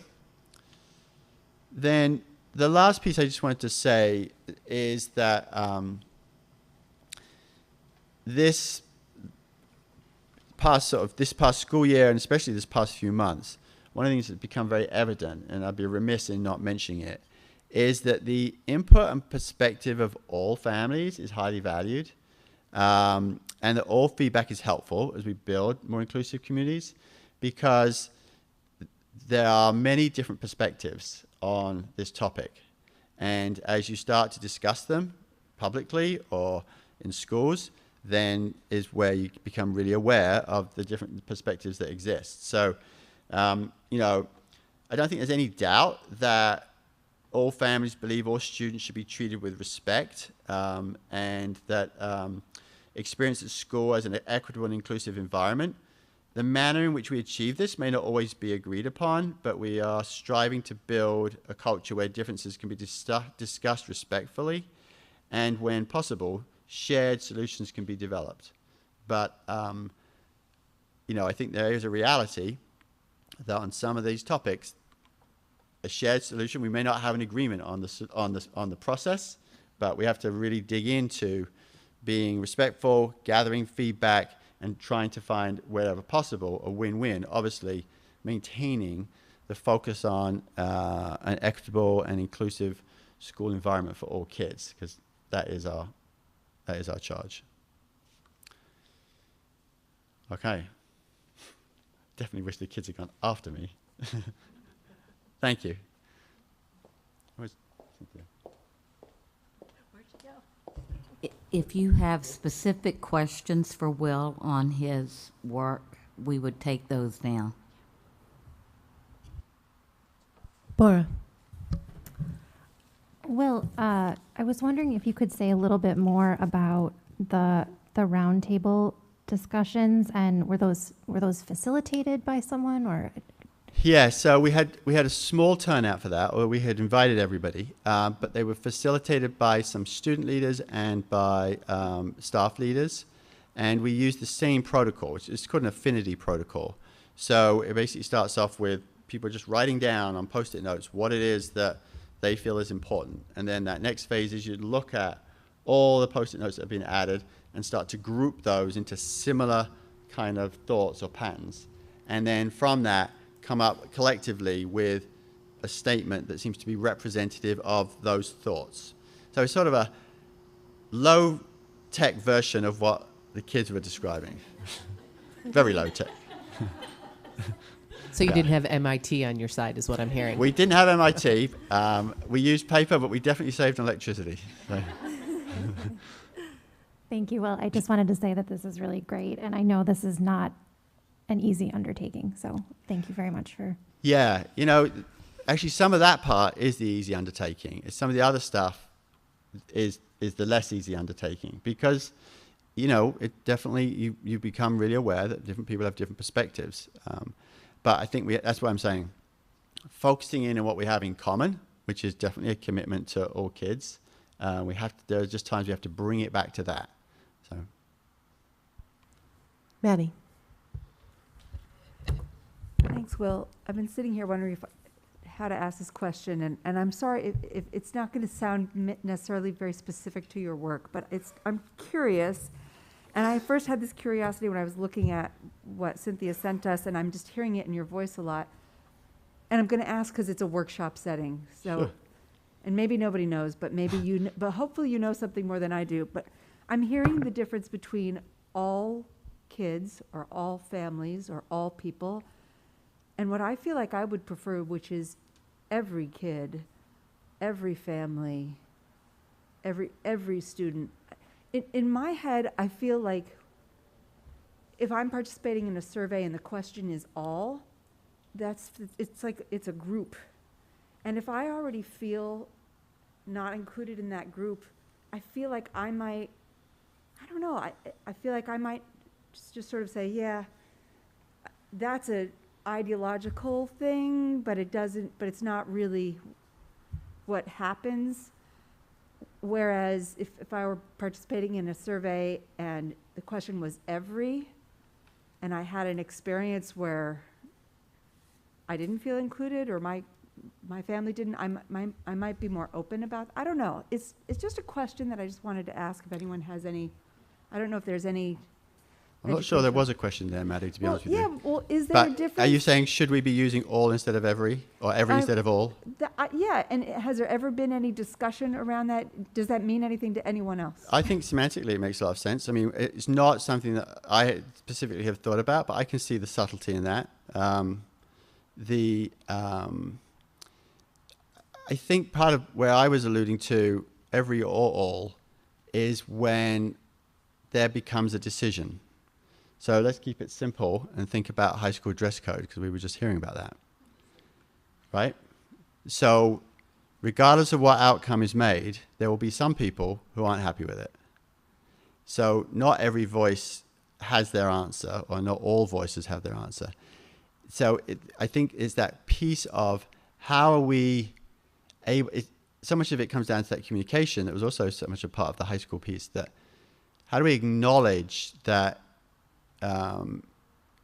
this person has a different perspective, a different view, and wanted a different outcome, but that was not an outcome that was viable, because ultimately when you're dealing with hundreds of families, there's going to be some sense of compromise required. Or in some situations, there's going to be a rule or a law that defines it. And so we're getting input, but there's an ultimate outcome that's defined by this policy, law, expectation. So I do think that every has a different sense to it, and happy to sort of use that. I think the piece where it becomes most challenging, like I just said, is when we say all or every voice is heard. How do we acknowledge that we heard you when you don't see evidence of your request or your passion or your philosophy in the solution that was ultimately developed? Because that piece is where it sometimes becomes seen as lip service, in that sense of like, well, you say you hear me, you say that you're listening, but I never see any of those outcomes in the solutions. So that's just a little piece of how it can sort of bump into when we move into areas that are quite polarized sometimes. Yeah, I think that makes sense. It feels to me like all feels like at the policy level, like this is what we want to do, but it's easy to gloss over it and maybe not, like it may be the ever unattainable goal.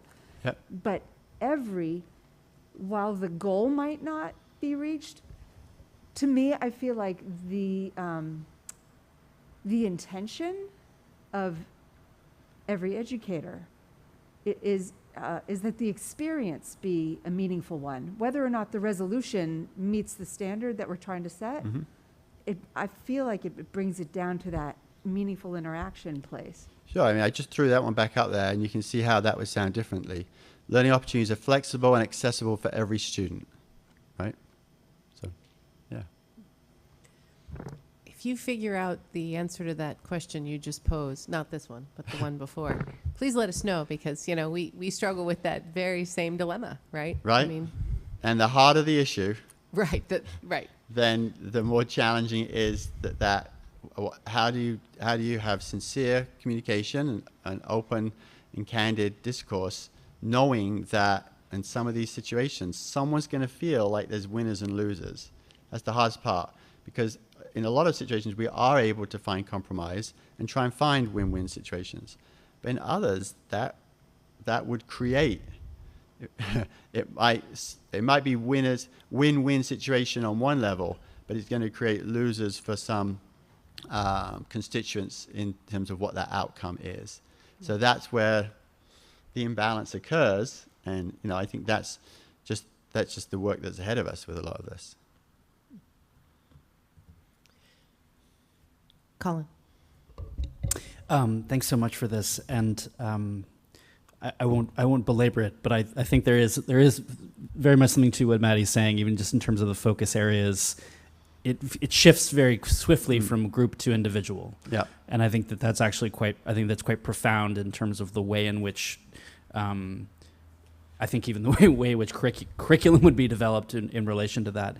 But I just, in terms of that first focus area for next year, without getting maybe too far into the tall grass on how you're thinking of next year going after that particular focus area of learning and respecting the ways in which, I'm just going to switch it, every person is different. Sure. I'm just curious, how can you give us a glimpse of like how you're thinking that might manifest, or what would be some of the areas of that you're most interested in targeting in order to really get at that, I guess it's that red and yellow part of the student graph, yep. Right? To really make so that if this was on next year, those individuals are feeling more like they are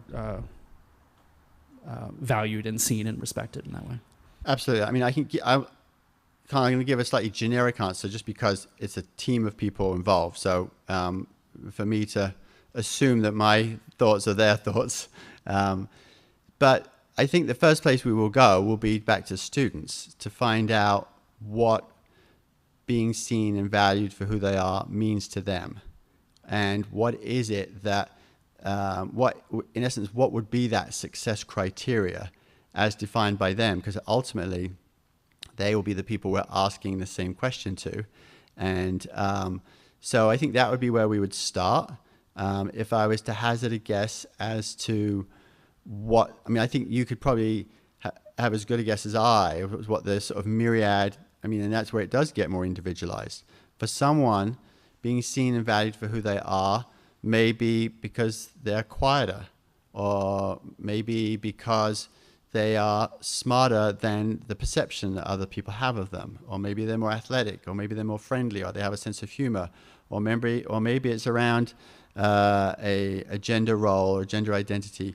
There could be so many parts to that. So I think where we would start is trying to get a real sense from students of what that success criteria would be, and then respond to that time by time.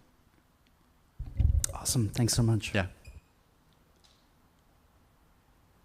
All right. Thank you. Thank you, Will.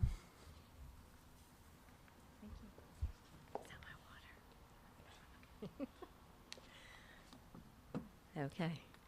So now I would like to share with you the accomplishments that we've had in the last couple of years on strengthening respect and empathy in RSU5. If you remember back when we did the definition on slide 2, this is connected to that respect and empathy. So last year, we provided 2 4-day trainings in responsive classroom at the elementary levels. One was an advanced training. And then we also had a 1-day training at the middle level. We added civil rights teams across the district, and at Moore Street School, it's called Community Helpers. And at FMS, they also added LGBTQ+ club. We also agreed to use the Washington, this is through our Social Studies Committee, to use the Washington screening tool for bias to review resources in all content areas. As a policy committee, we have reviewed policies. We have, when we were reviewing them, I think it was a little over 2 years ago, we started revising. As we revised each policy, we addressed the revision of the pronoun language. We made revisions to policies based on the MAAC audit recommendations. We have revised discipline policies to align with our current practices of promoting restorative justice. And we have recently adopted the workplace bullying policy. And then that second bullet that we had defined earlier on as accomplishments on strengthening student voice, which you've heard a lot of tonight. To strengthen student voice, we invited all students to voice their thoughts in a variety of ways. As part of our MAAC audit, we provided opportunities for 4 student groups in grades 6 through 12. When developing the membership on the DEI committee, we included 2 student representatives. I'd like to kind of interject here to share a great conversation we had at one of our recent committee meetings. They asked us for input because they were interested in how they could make the new Mainers feel more welcome at the high school. And so it was a great conversation where each of the members added their thoughts on what their plans were and added their thoughts. So it was really, it was a great dialogue between the students and the members of the committee. And then prior to this committee, we had added our board members, student board members. And you just heard from our high school students about Cortico, who expanded the student leadership on how to facilitate and lead cultural conversations. And then the civil rights teams were expanded, as I mentioned a little minute ago, throughout the district. And in the fall, if you remember, each of the principals shared how they were expanding student voice in their schools.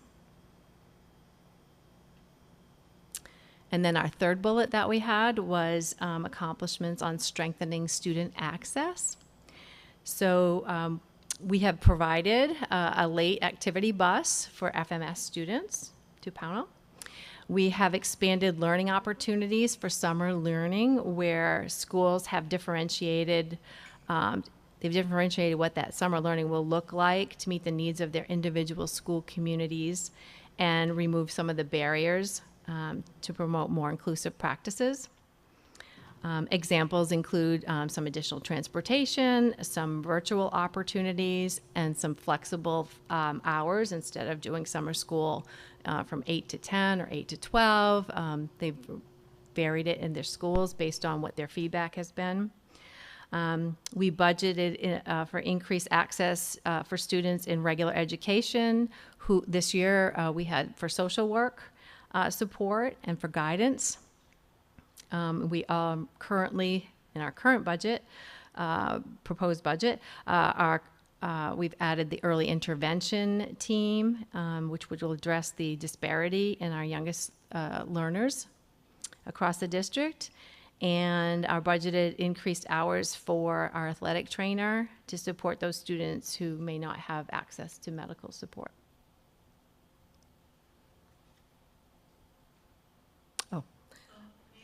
Oh, sorry, I'm going to start right up. I've been a part of the social studies committee since the beginning of the school year.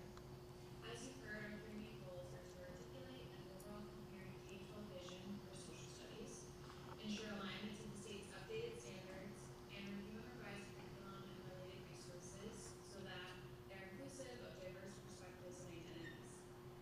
Similar to the high school, K teachers have been able to meet throughout the year and examine what we are currently teaching and evaluate our resources.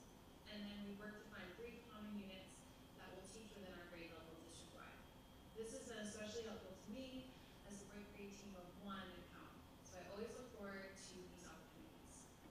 During our social studies PD time this year, we started by establishing what our current social studies units are, and then we looked at what standards we're currently teaching and assessing when we updated social studies standards and which standards we had yet to address.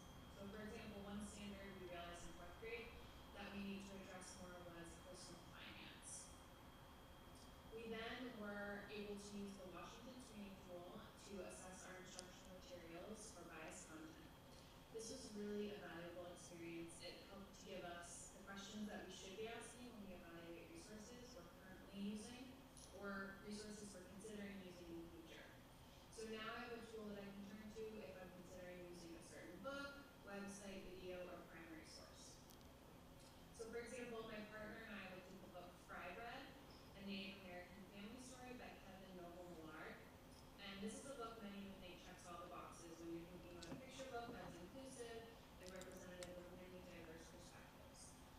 this tool, we found even some perspectives that were underrepresented.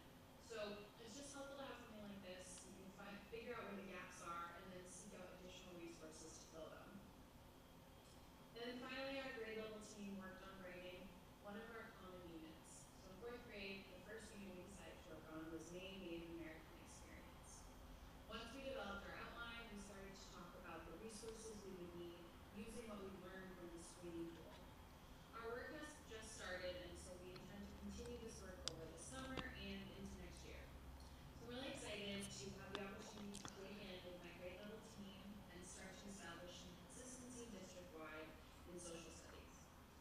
This whole experience has already helped me feel more connected to my grade level team, and I'm looking forward to having 3 common units that are aligned to the standards and include diverse perspectives and identities. Thank you for your time. If you didn't hear at the beginning, that's Tess. Oh, it says on the bottom, Tess Hoffman, a 4th grade teacher in Pownell. The next person you're going to hear from is the department, social studies department chair at the high school, Tim Gorva. Okay, so this one I have to press. Ooh. Can you do? Because I only have the screen, this screen. See, I don't have that screen on here. Oh, yeah. Oh, right, I just have to slide this Yeah. over, right? Yeah. Okay. There you go. You got it? I don't see it though. Okay, there it is. I got it. So you have to slide the cursor over to that wall, and I have very bad vision, so I'm trying to get to that triangle right there. Ta-da! Thank you. Good evening. My name is Tim Dubois, and I'm the department chair for the high school social studies department. Being part of this equity focused committee this year has given me the opportunity to do some exciting work at the high school. First, all the core social studies courses at FHS have used the Washington Bias tool that we were introduced to through this committee. We were able to review course materials, including our textbooks, articles we use, and primary source documents. We had a couple key takeaways from this. First, textbooks and other tertiary sources that are several steps removed from the historical event itself, are only widely used in AP courses. These sources are most likely to contain generalizations and inherent biases. We do not lean on these materials as the backbone of the course progression at the high school, which we think is a strength. Related to that, we found that primary sources, which are definitely a strength of the curriculum, contain diverse perspectives throughout our course progression. For example, in global studies, students interact with first-hand experiences from peoples indigenous to the various areas of study contained within the course. Related to this, we found 2 areas of focus that we've begun addressing and will continue to address this upcoming school year. First, we found a need to link certain concepts together more directly. For example, in all of our courses, we ended up discussing colonialism and imperialism as they relate to U.S. and world history. These concepts are often tied to racism and discrimination, and we can be more consistent about demonstrating that element of historical evidence and continuing to have discussions on the effects of these dynamics on history and society. Secondly, we're going to focus more on contextualization for primary sources containing important historical perspectives that also contain offensive and outdated information and perspectives. We need to examine the most influential and important sources in history classes. We also need to make sure students are not misinterpreting the reasons why we are looking at them. Our goal is for students to think critically about history while working towards the overall vision of being compassionate, honest, and respectful citizens. We will continue to make sure this drives our examination of history and is the lens through which we help students view this difficult material. Our department is in the midst of discussing the current curriculum progression and is open to changes based on need as it fast. For example, we saw a need for more focus on government structure and modern issues, so we adjusted the 10-year progression to meet those needs. We will be evaluating the current progression through a new perspective of what issues of equity, diversity, and inclusion. We are excited and motivated to do that program. Thank you. So those 2 teachers both sit on the committee, and it's been a really great committee, and the work that we've done throughout this year has been it's been great to have these deep conversations and look at these books with that lens of that tool. And when we did the professional, I'm going off script here, but when we did the professional development day, where all the teachers who teach social studies were there. It was so fascinating to sit in and listen to their conversations when they were doing that with the resources they brought to the table, and how shocked they were at some of the resources that they were using. And so it was very eye-opening. Oops, I'm sorry. Help, please. I've got the cursor back here, so I don't know. You got the cursor? It's over here, yeah. There we go. I apologize. Sorry, Tim. There we go. All right, there we go. Yeah. Thank you. You're doing awesome. I love the cheerleader over there. Thank you. Okay. Some other accomplishments that, in addition to the ones we've mentioned, we have nearly finished our contract with MAAC. It ends at the end of June. Since we have completed the audit, we have begun the work of, we've begun to look at the work in hiring practices. For example, during our superintendent search, Lawrence Alexander, the Director of Equity, Diversity, Equity, and Inclusion at Carney Sando, provided training on hiring bias with the interview team. And this training has carried forward to our search that we had held for Director of Instructional Support and for the PES principal interview teams. Our HR coordinator has reached out further, hoping to attract more diverse qualified applicants. She has held a career fair visiting UMF to recruit student teachers and build a relationship with the university. And we've also advertised using social media. We open this presentation with how we are defining diversity, equity, and inclusion in RSU5. What we believe is at the center of this work is creating respect and empathy and perspective taking in our students and our staff. This is what we truly value and is the first line in the RSU5 vision. It states that we want our students to become healthy, empathetic, and responsible citizens who contribute to their local and global communities. In the past 2 years, we've had a lot of questions about the work around equity. One common question has been, are we teaching critical race theory? We are not teaching critical race theory, otherwise known as CRT. We remain focused on respect, empathy, and perspective taking. And these are some of the standards that are listed here regarding the social studies standards regarding perspective. And now our final steps. We just met as a policy committee meeting for our last policy look last Friday. And our next steps are to adopt a policy on memorials and remembrances. We will be revising Title IX policies probably yearly. We will continue to examine our hiring practices. We will review co-curricular eligibility policy, and I put that in quotes because we don't have the large P policy that sits on the board website, under the board policies. We use policies as used sometimes interchangeably with small p policies that are practices in the schools. And we will continue diversity, equity, and inclusion work in all our schools and departments. And then, of course, we will be continuing our professional development. I would now like to read a quote from Maya Angelou. It is time for parents to teach young people early on that in diversity there is beauty and there is strength. Not only is it the job of parents, it is a shared responsibility for all of us, staff, board, community, to send the message that diversity strengthens us. This is a partnership. Together, we are the strongest. Thank you for allowing us to present this snapshot of the work we have done over the past 2 years. Any questions? All right. You ready for questions? Sure. Okay. Maddie. That was a monumental task, fitting 2 years into one portion of a meeting. Thank you very much for that.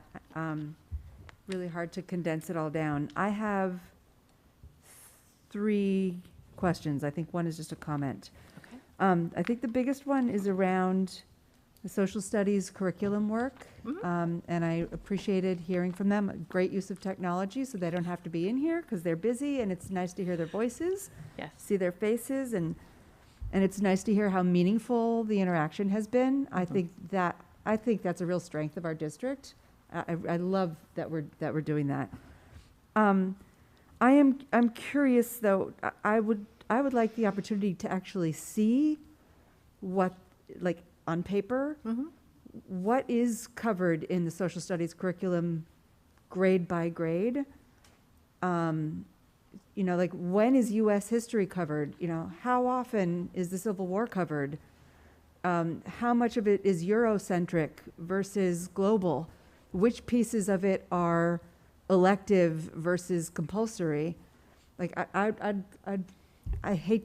always hate to make suggestions that give you more work, but I feel like it's important just because I hear some criticisms and I want to know if they're valid or not. And I also think it's because so many people are talking about this and have such interesting and varied perspectives on this. Can I respond to that piece? Please. Okay. So one of the goals we set out right at the beginning of our meeting as a committee was to have be aligned to the standards, number one, the 2019 standards, to be consistent across the district and have at least 3 common units at the K-8 level, and to have public-facing documents so that anybody can see what it is that our students are learning. And then we'll have, of course, I don't want to say private because it's not private, but the teacher-facing where the details and the minutia of all of the lessons are being held. But those are our goals, and our goal is to have that completed at the end of next year. That's a great answer. Thank you so much You're for welcome. that. And let's see. This one's more of a comment. I'm very appreciative. Of course, I'm on the policy committee, and I know we've been doing that work with the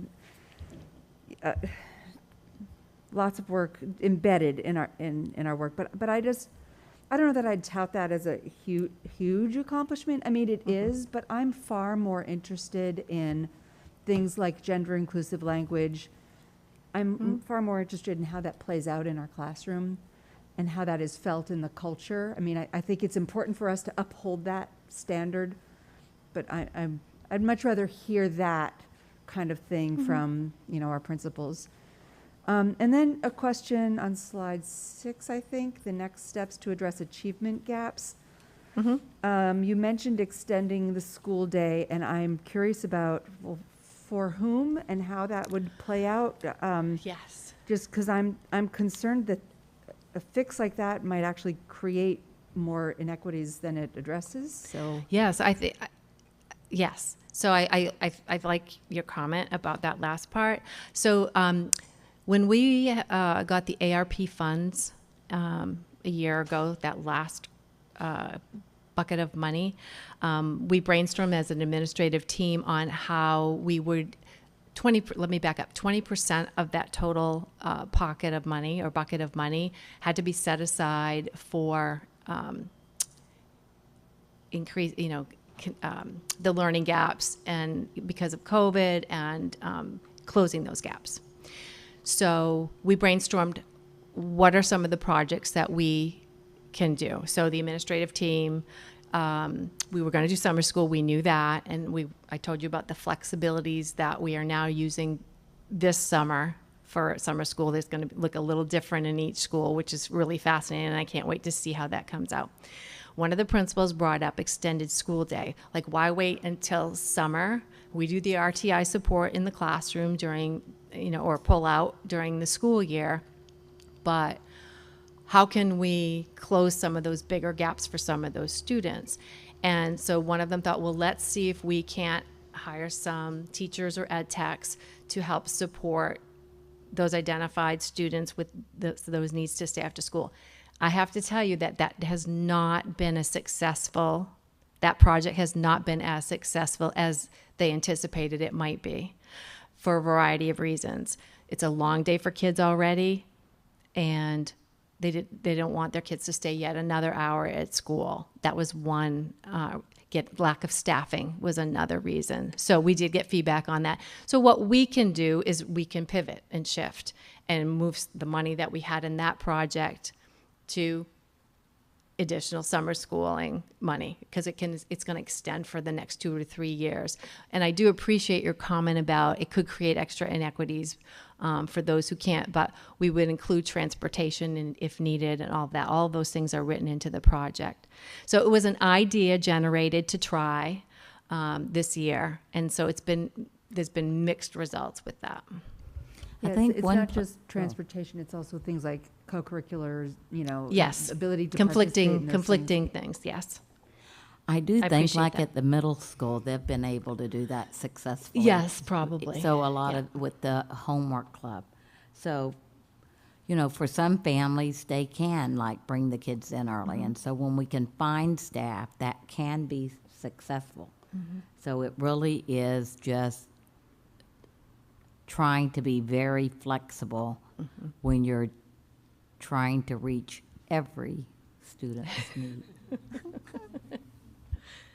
That's a great point, right? Summer school might not work for some, but the extended day might work for others, and so that is a great point. I like the early idea for when it works. And I think some of it was before school and some of it was after. So the principals have tried to be responsive to what the parents have been sharing.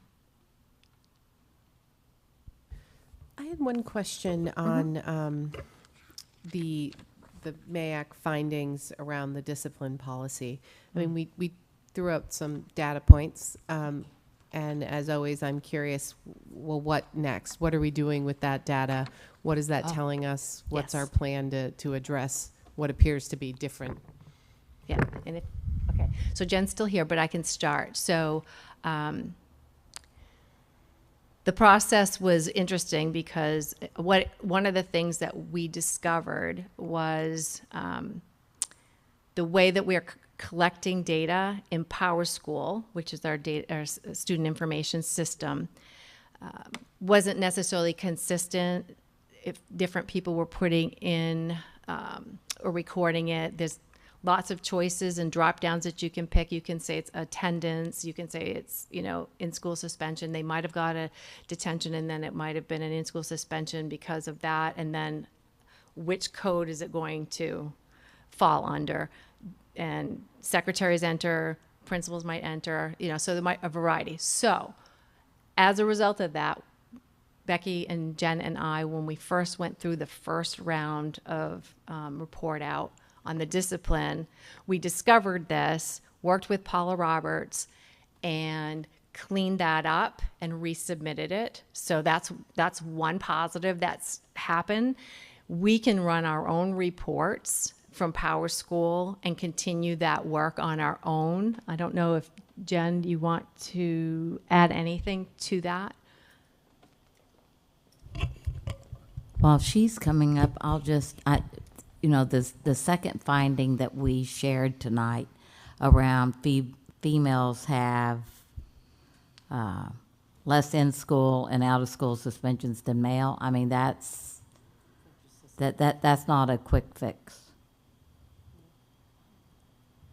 But it is something to kind of reflect on about, why do males in our society tend to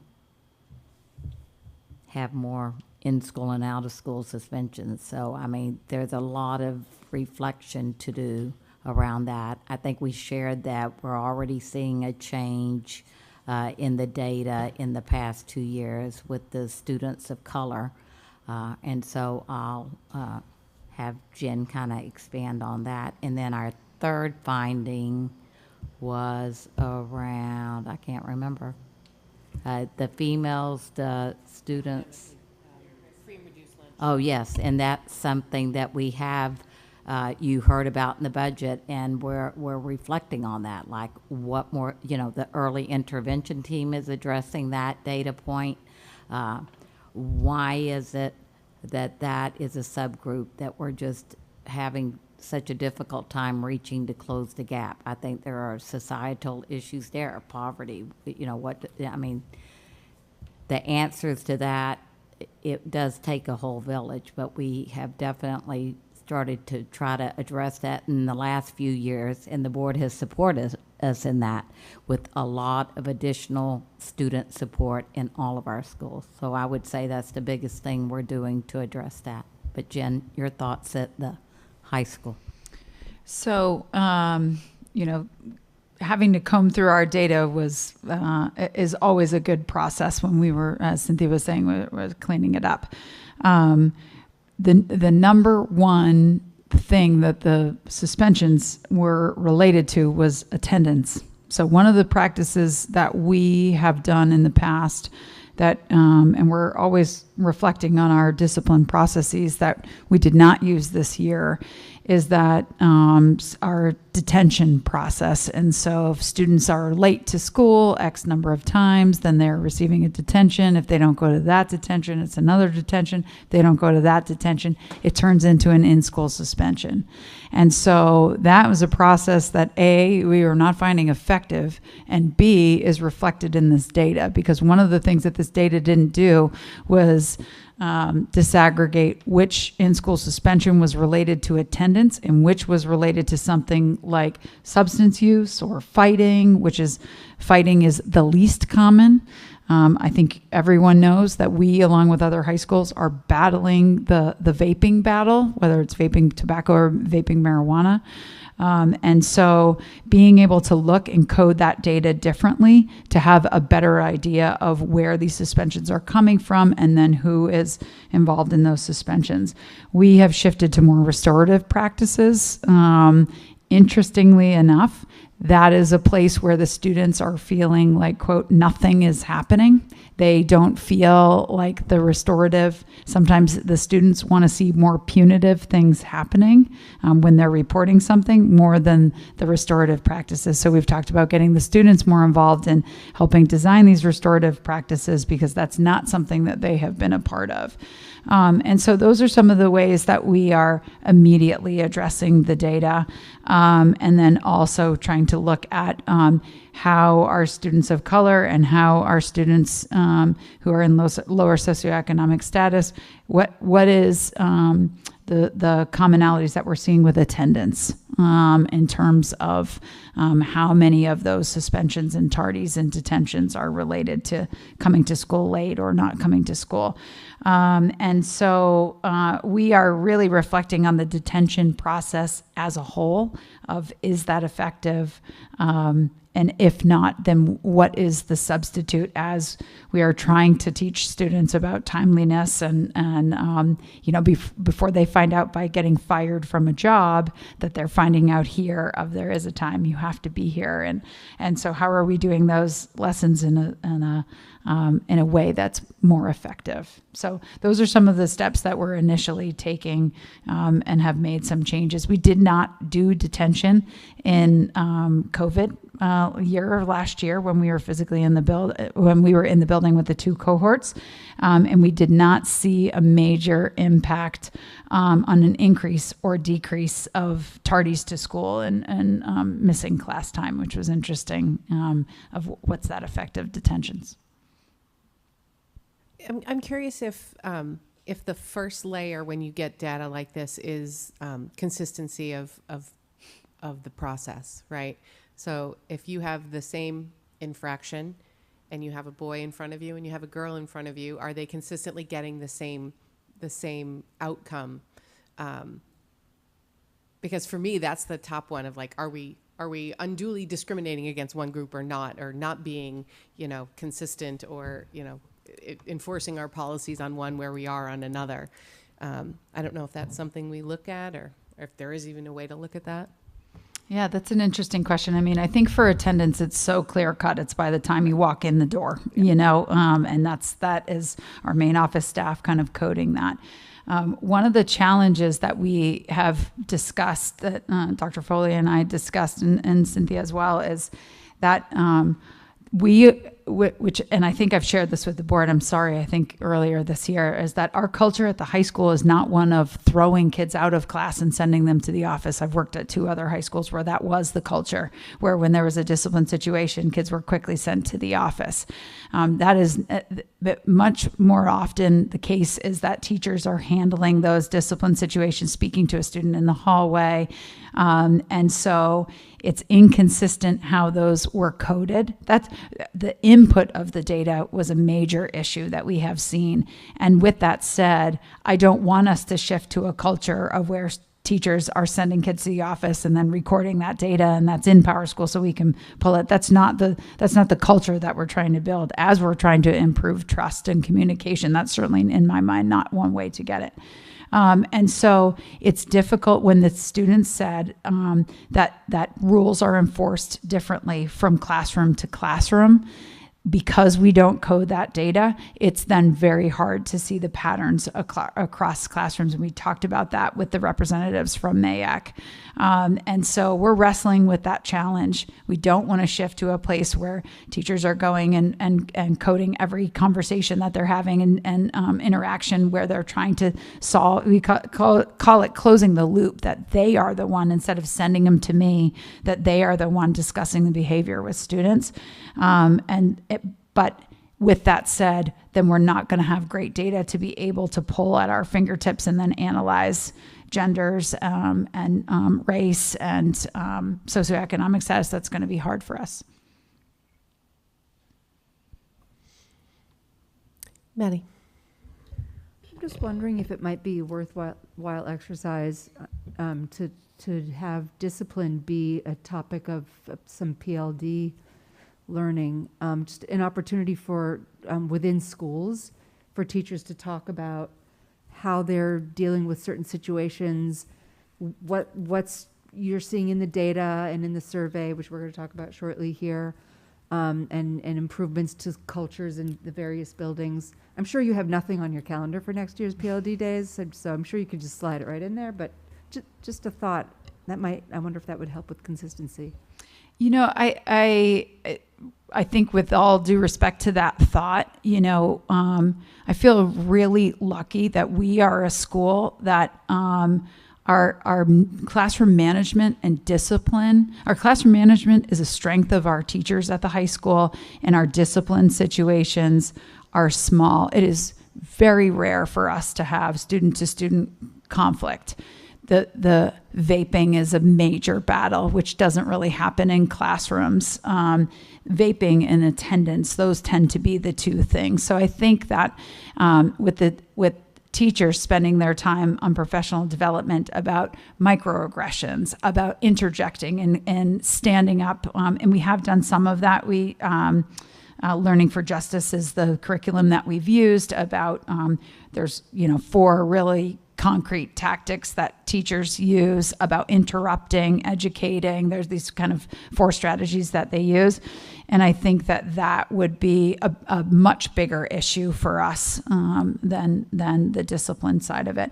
I think, honestly, we're trying to approach the vaping with every student who is, it's fortunate or unfortunate, it's that students are reporting on each other when vaping is happening because they're uncomfortable in the bathrooms, that's where it's often happening.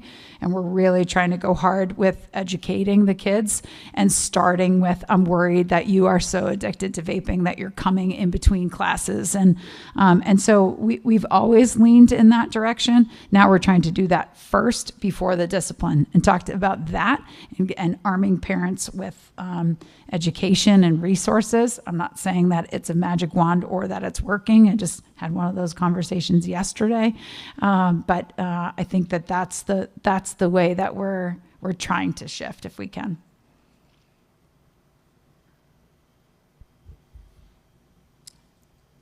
Other comments, questions? Colin. Yeah, I think I just want to return in general to some of what the students were bringing up, and I think clearly that there's very much things are in process, and the data is new, and how to think about how to activate that. But I guess I'm just curious. I suppose I could ask very, very directly, Jen, kind of what is happening at the high school to kind of respond to the questions of discrimination as being reported by the students in terms of LGBTQ and students of color, and then the question more about sexism in the arena of sports. I am interested in your answer on that, but I guess I'm also interested maybe a little bit more right now in what support you need from the board or from the community in terms of addressing those concerns. Those are great questions. I think one of the things is that worries me is we had more direct incidents with students using hate speech or hate symbols this year than ever before. And I think that's we're addressing each and every time that it's reported to us. So that might be graffiti in the bathroom, that might be comments on social media. And so I think that what we're seeing is a real need to have direct conversations with kids about hate speech and about tolerance. It was fascinating. I went to a civil rights team meeting where they invited me to come and talk about the discipline process.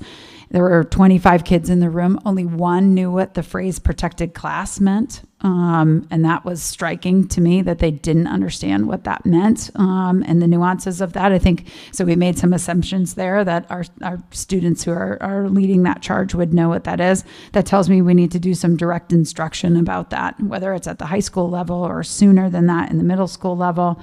I think that they also need help. There was lots of asking me questions of why are we not expelling kids?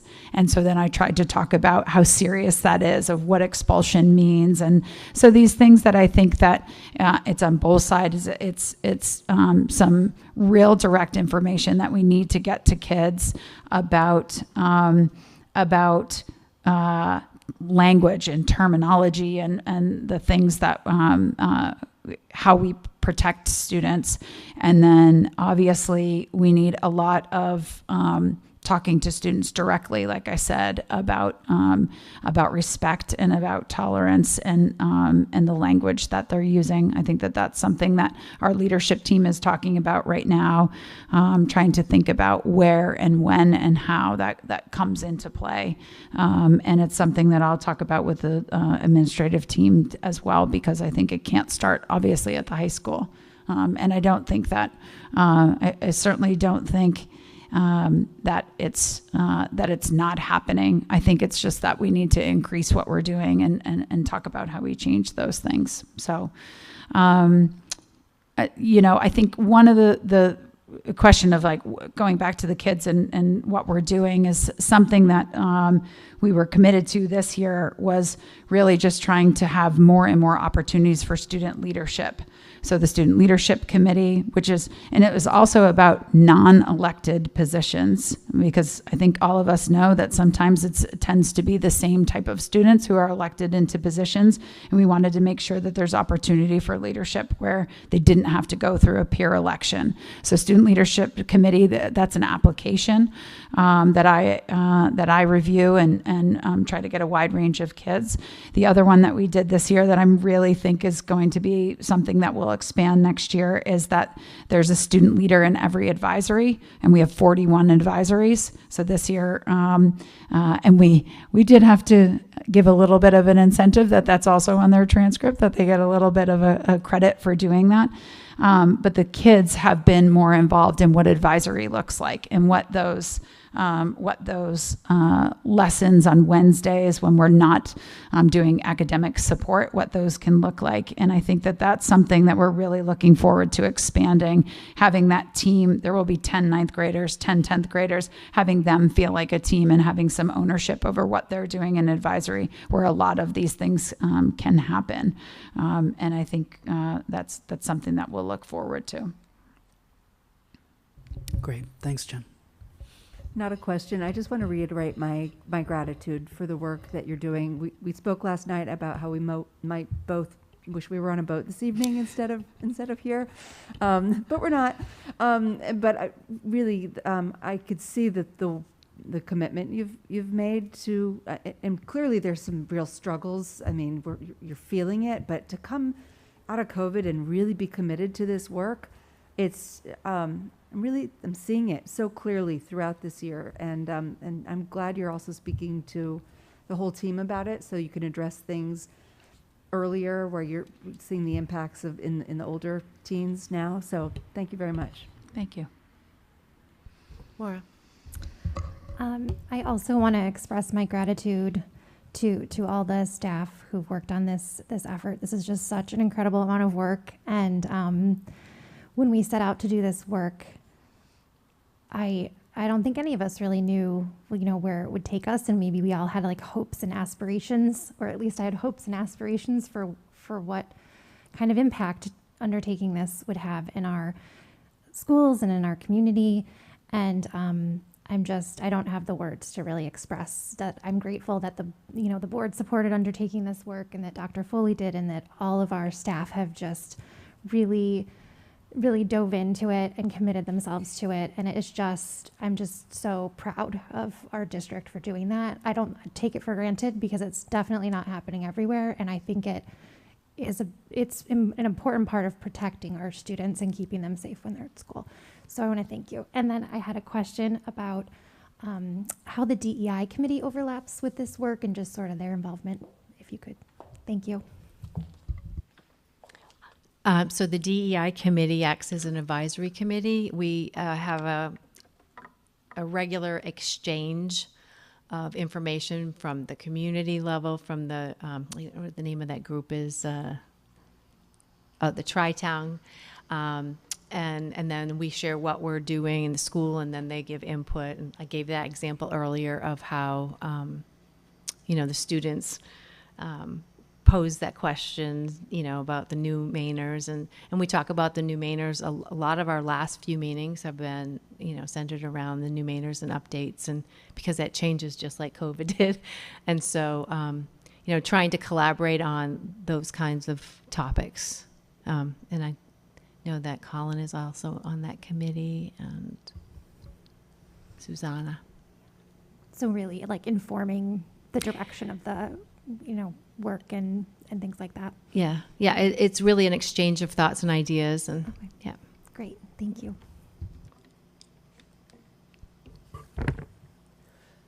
Other comments, questions?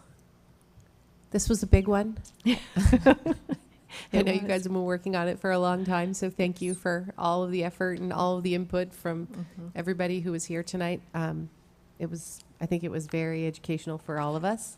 And we appreciate all the work, not only that goes into the presentation, but obviously the real work that happens on the ground. So thank you. Thank you. I don't even know where my agenda is anymore. Hold on. Did you find it? No. Here it is. Yep, got it.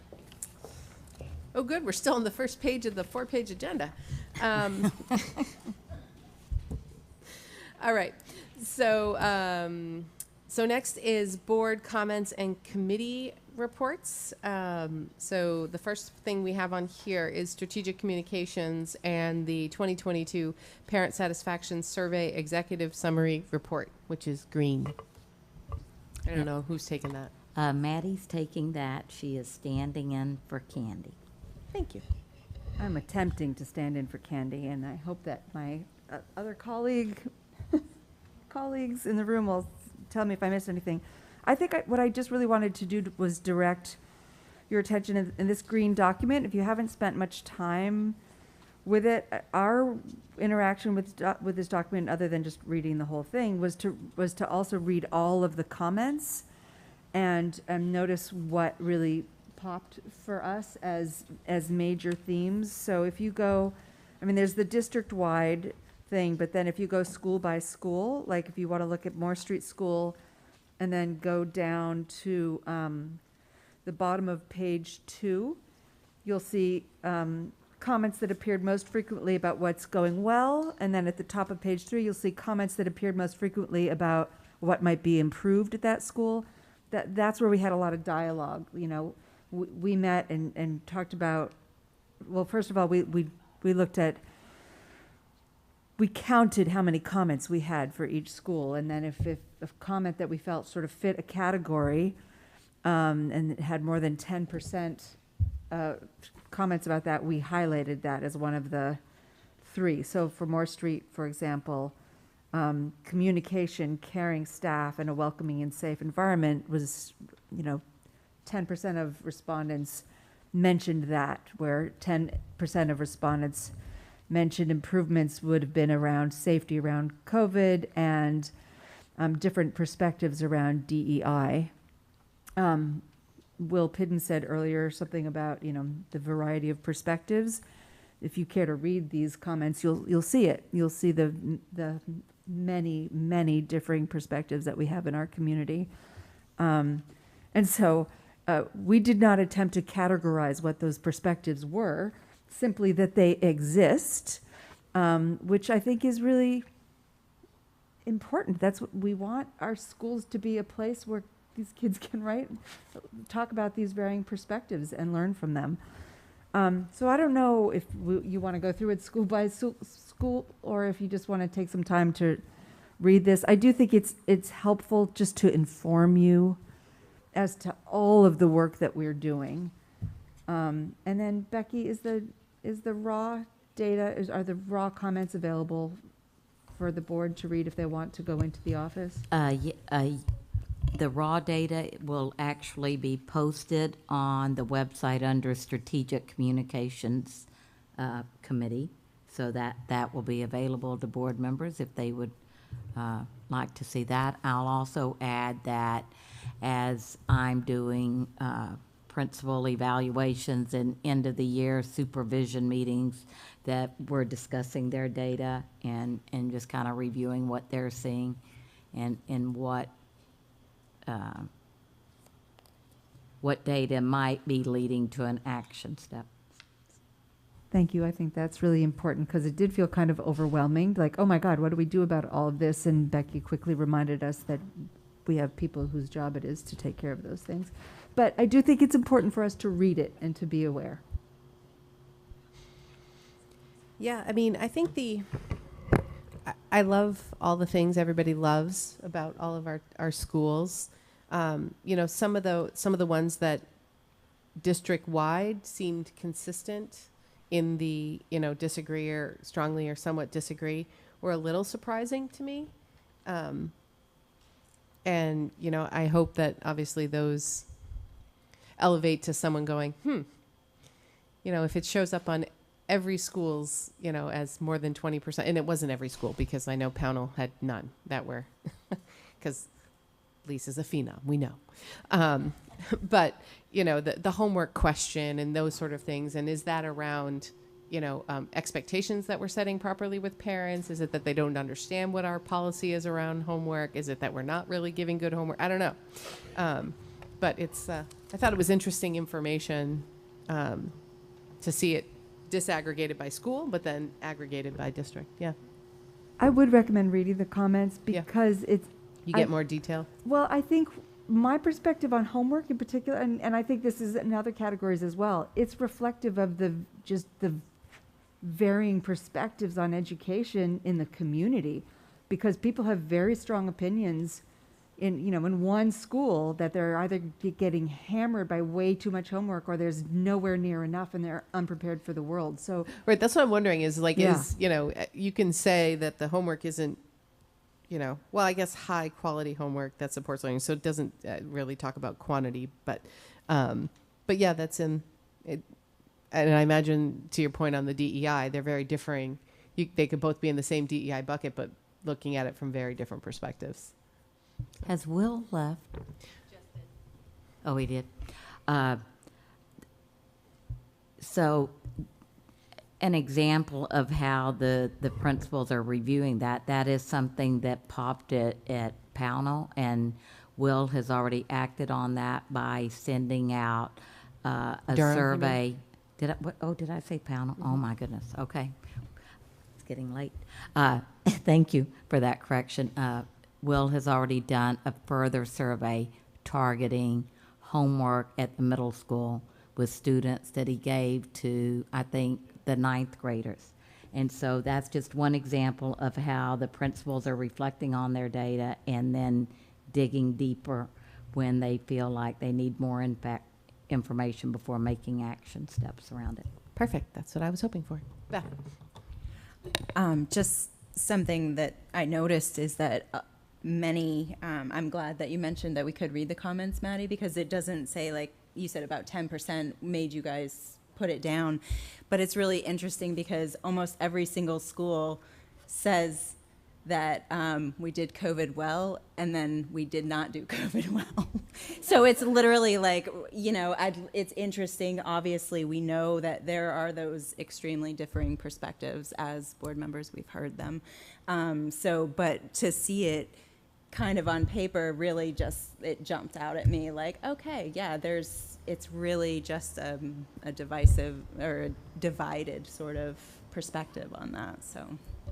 And I'll just remind you that this survey went out before this board made the decision that masking was going to be optional. So I do think that the survey is one place where we were seeing what we saw in our board meetings reflected to us. So what, you know, and it's one way that we understand where we know we might have had one perspective come through strongly in physical representation at board meetings. We also knew, we got emails that we saw a balance, and we see in this survey a balance. Strong perspectives and varying, yeah. Can I just ask, when it says we got 586 surveys back, did we send them to homes? And even though we had 2,000 students at the time, so did the families fill out one, even if they had multiple students, or did the way the survey was developed, you would have filled one out for your middle school child or your high school child? Because I just was wondering, like, if that skewed how many responses per students.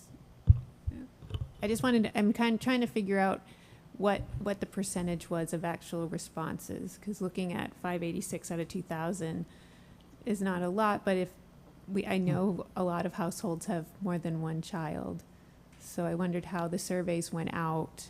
Like, would I have filled one out as a parent for all my children, or would I have filled out like 2 or 3? I would think that most parents filled out one, but I don't think there was a limit. Because it was anonymous.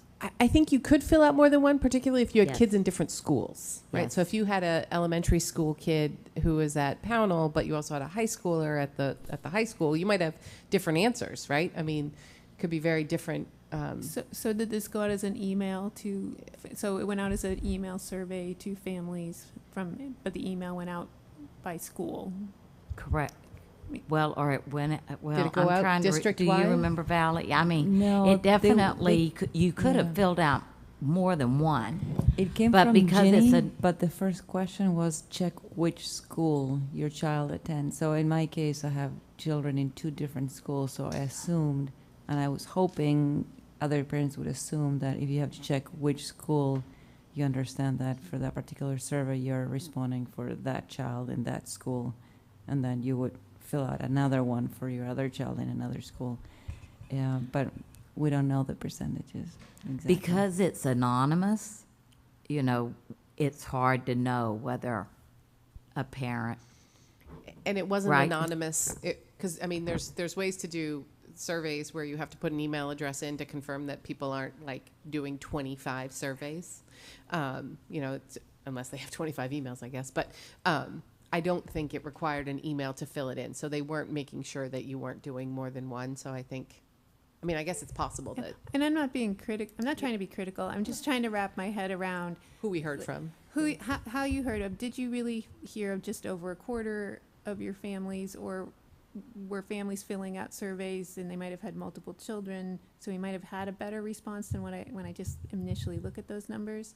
Because just thinking about how many responded, and then how do you take that data that I'm looking at But it is interesting, and I guess I would like to see, I guess I'll have to make time to read, because I'm unclear, like, with some of, like, with the DEI stuff, we just see this, and then seeing parents who, both ends of the spectrum of what we are doing as a district concern them. And I think that's the crux, right? Like, we're trying to bridge that, and I guess I'm just tired, it's late, and I didn't want to speak too much, but I'm impressed that, being new to the board, that this was a priority, and looking back of when that was a priority, and looking back what you've been through as a district and where we are now, I think this is really valuable information, and that we are ahead of the curve probably in looking at what we're doing well and what we could do better. And as educators, I think that's the goal, right? You want to be better. So I'm tired, but it's worthwhile that we're here tonight so late. And I would add to that to me the most valuable thing is that it's not a survey that we send out and then we aggregate the data and it sits on a shelf, but then Becky and the administrative team take actual steps to respond to the information that we collect. So I really appreciate your work on that, because that's where the real work happens, really. I think although there were a lot of comments, so get ready, 5 hours. Oh my. And I think it also helps sort of educate the board on, what people are thinking and what people are feeling. And so we can target our questions to Becky and the administrative team around, hey, we saw this thing about homework. Did you find that to be something that you needed to address, and how did you, right? I mean, if nothing else, to just inform our conversations. So, is that a hand up or just put? Okay, Colin. Yeah, I would just echo what Jill was saying about how impressive this is and how valuable, and I think I'm just really curious to see how it will inform what's happening going forward. I just wanted to flag the one thing that really jumped out at me, and it made me realize both the just my own gaps in understanding about certain aspects of the RSU, the special education services meeting the needs of the child was a strongly disagree in a great many of the categories. Great many of the schools, I know we can't get into the details of that now, but I guess I'm curious whether there might be a way in September or October we could have a follow-up on that, because that just seemed very concerning. I know there's a parenthetical, given that it's a subset of respondees, and to Jill's point of like who is responding and why are they responding and how much echoing there might be there, but that just did seem concerning, and I just wanted to see how we might follow up on that particularly. So here's my my plug for our retreat in August, where we talk about what do we want to talk about next year, what kind of workshops are we looking for. I think this is an interesting tool for us to be using as we're considering, like, what do we want to hear about? Do we want to hear about that? Is that rising to the level of, we'd like to engage our admin team to put the effort and time into creating a presentation for us on that. I think that's a great idea. And so I'm going to remind you to remember that when we meet in August. I'm going to just put that into the record. So I'm just going to say to myself, Colin, just watch the YouTube video and remember that you said Future this. Colin, remember this moment. This is where they say put a pin in it, right? That's what we need you to do there. You're going to remember. We are getting a new director of special education and a new superintendent. And I know we've all been invited to meet individually with our superintendent. So before August, this is the kind of thing that we could bring up in our conversations with the superintendent. And I hope that the new director of special education will be invited to read this as part of their onboarding as well. Yep. Maura. I'm going to try to be succinct. Thanks. I know this was a ton of work. could we have the administrators maybe report on what they're doing when they do the reports next year and how they're addressing some of these things, so it's not like a lot of extra work, although I like Colin's idea. And then I'm looking forward to digging into more of the data. So thanks for that offer to put that up. And I had one other thing, but I forgot. Thanks. All right. Any other comments or questions on this? I think you did Candy proud. Nice work, Maddie. I said, I think you did Candy proud. Nice work.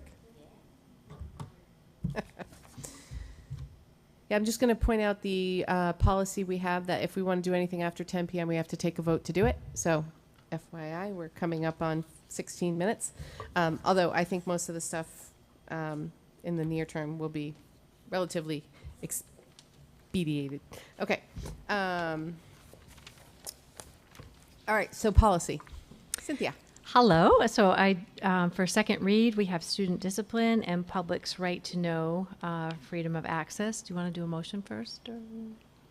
Sure. Do I have a motion for consideration and approval of second read for the following policies? JK, student discipline. I love that student discipline is called JK. Just kidding. Just kidding. And KDB, public's right to know freedom of access.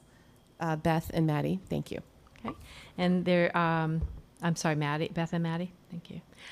There are no changes to any of these. We made the changes the last time, and or there were questions last time, and we resolved them at the meeting, except that there was one RSU5 that I missed switching to number 5 on the freedom of access policy, which I will take care of. And it looks like you added the student wellness reference in Yes, here I did. too. So yes, I did. That's right. Thank you. Any other questions on these? All right. Seeing none, we will take a vote. All those in favor? Great. None opposed. I didn't even see when Piper left. Around 9. Understandable. She's got finals coming up. Okay, so we don't have any unfinished business or new business, so we will move on to 14 personnel. So I believe we have 4. We do. Okay. Do you want to go through them all, and then we'll do them as a slate? Yeah. Okay. So let's get a motion first then. Okay. So do I have consideration and approval to employ a .5 RTI teacher at Freeport Middle School for the 22-23 school year, a 5th grade teacher at Durham Community School for the 22-23 school year, a kindergarten teacher at the Durham Community School the 22-23 school year, and a math teacher at Freeport High School for the 22-23 school year. Jill, thank you. Volley, second. Okay, so I'm happy to recommend Amy Colton as the .5 RTI teacher at Freeport Middle School. She graduated from Westfield State College in Vermont with a degree in philosophy. She currently teaches at Scarborough Middle School. One of her references notes that Amy has become a leader of teacher leaders and yet has maintained her presence within classrooms. She is enthusiastic and has an energy with students that is infectious and yet not overpowering. We are delighted to welcome her to FMS. I am also thrilled to recommend Garland Thayer as the 5th grade DCS teacher.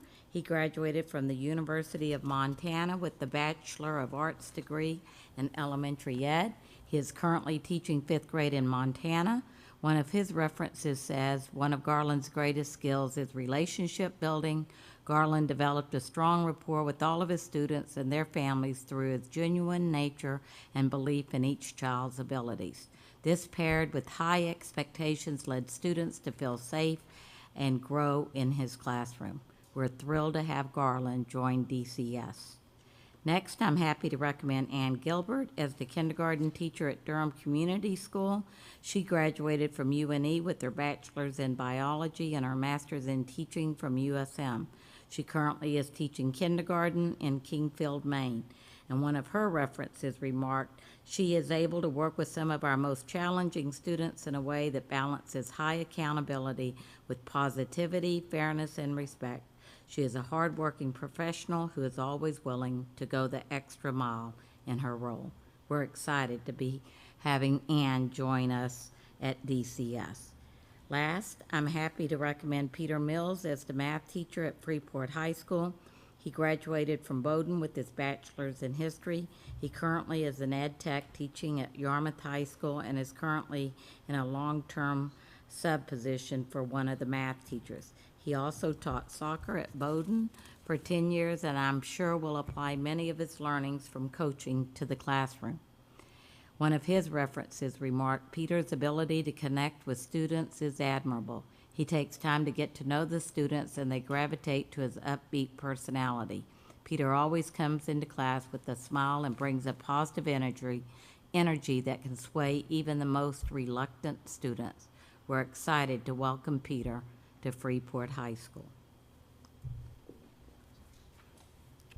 Bali? Thank you, Becky. So what grade level is Peter Mills teaching now, or he's an ed tech for math for which grades? Oh, at Yarmouth High School, At so the it high would school, be multiple classes, I think, up there. Okay, thank you. You're welcome. Okay, and that's current? Yep. Okay, because it doesn't say that on here. What's that? Colin and I had looked at that as well, and we were just confused if he had not been employed since 2010. Right. That's what it looks like on the form. Yeah, All right. that Yarmouth position isn't on here for whatever reason, so glad you mentioned it. All right. Other comments, questions? All right, take a vote. All those in favor? None opposed? Wonderful, thank you. Thank you. All right. Any public comment out there? I think we've driven them all away at this point. Look at that. We don't even have to take a vote. All right. So do I have a motion to enter into executive session for a personnel issue as outlined in 1 MRSA section 4056A? Maddie and Mara, thank you. All those in favor? Reluctantly, yes. Great. It is 9:51.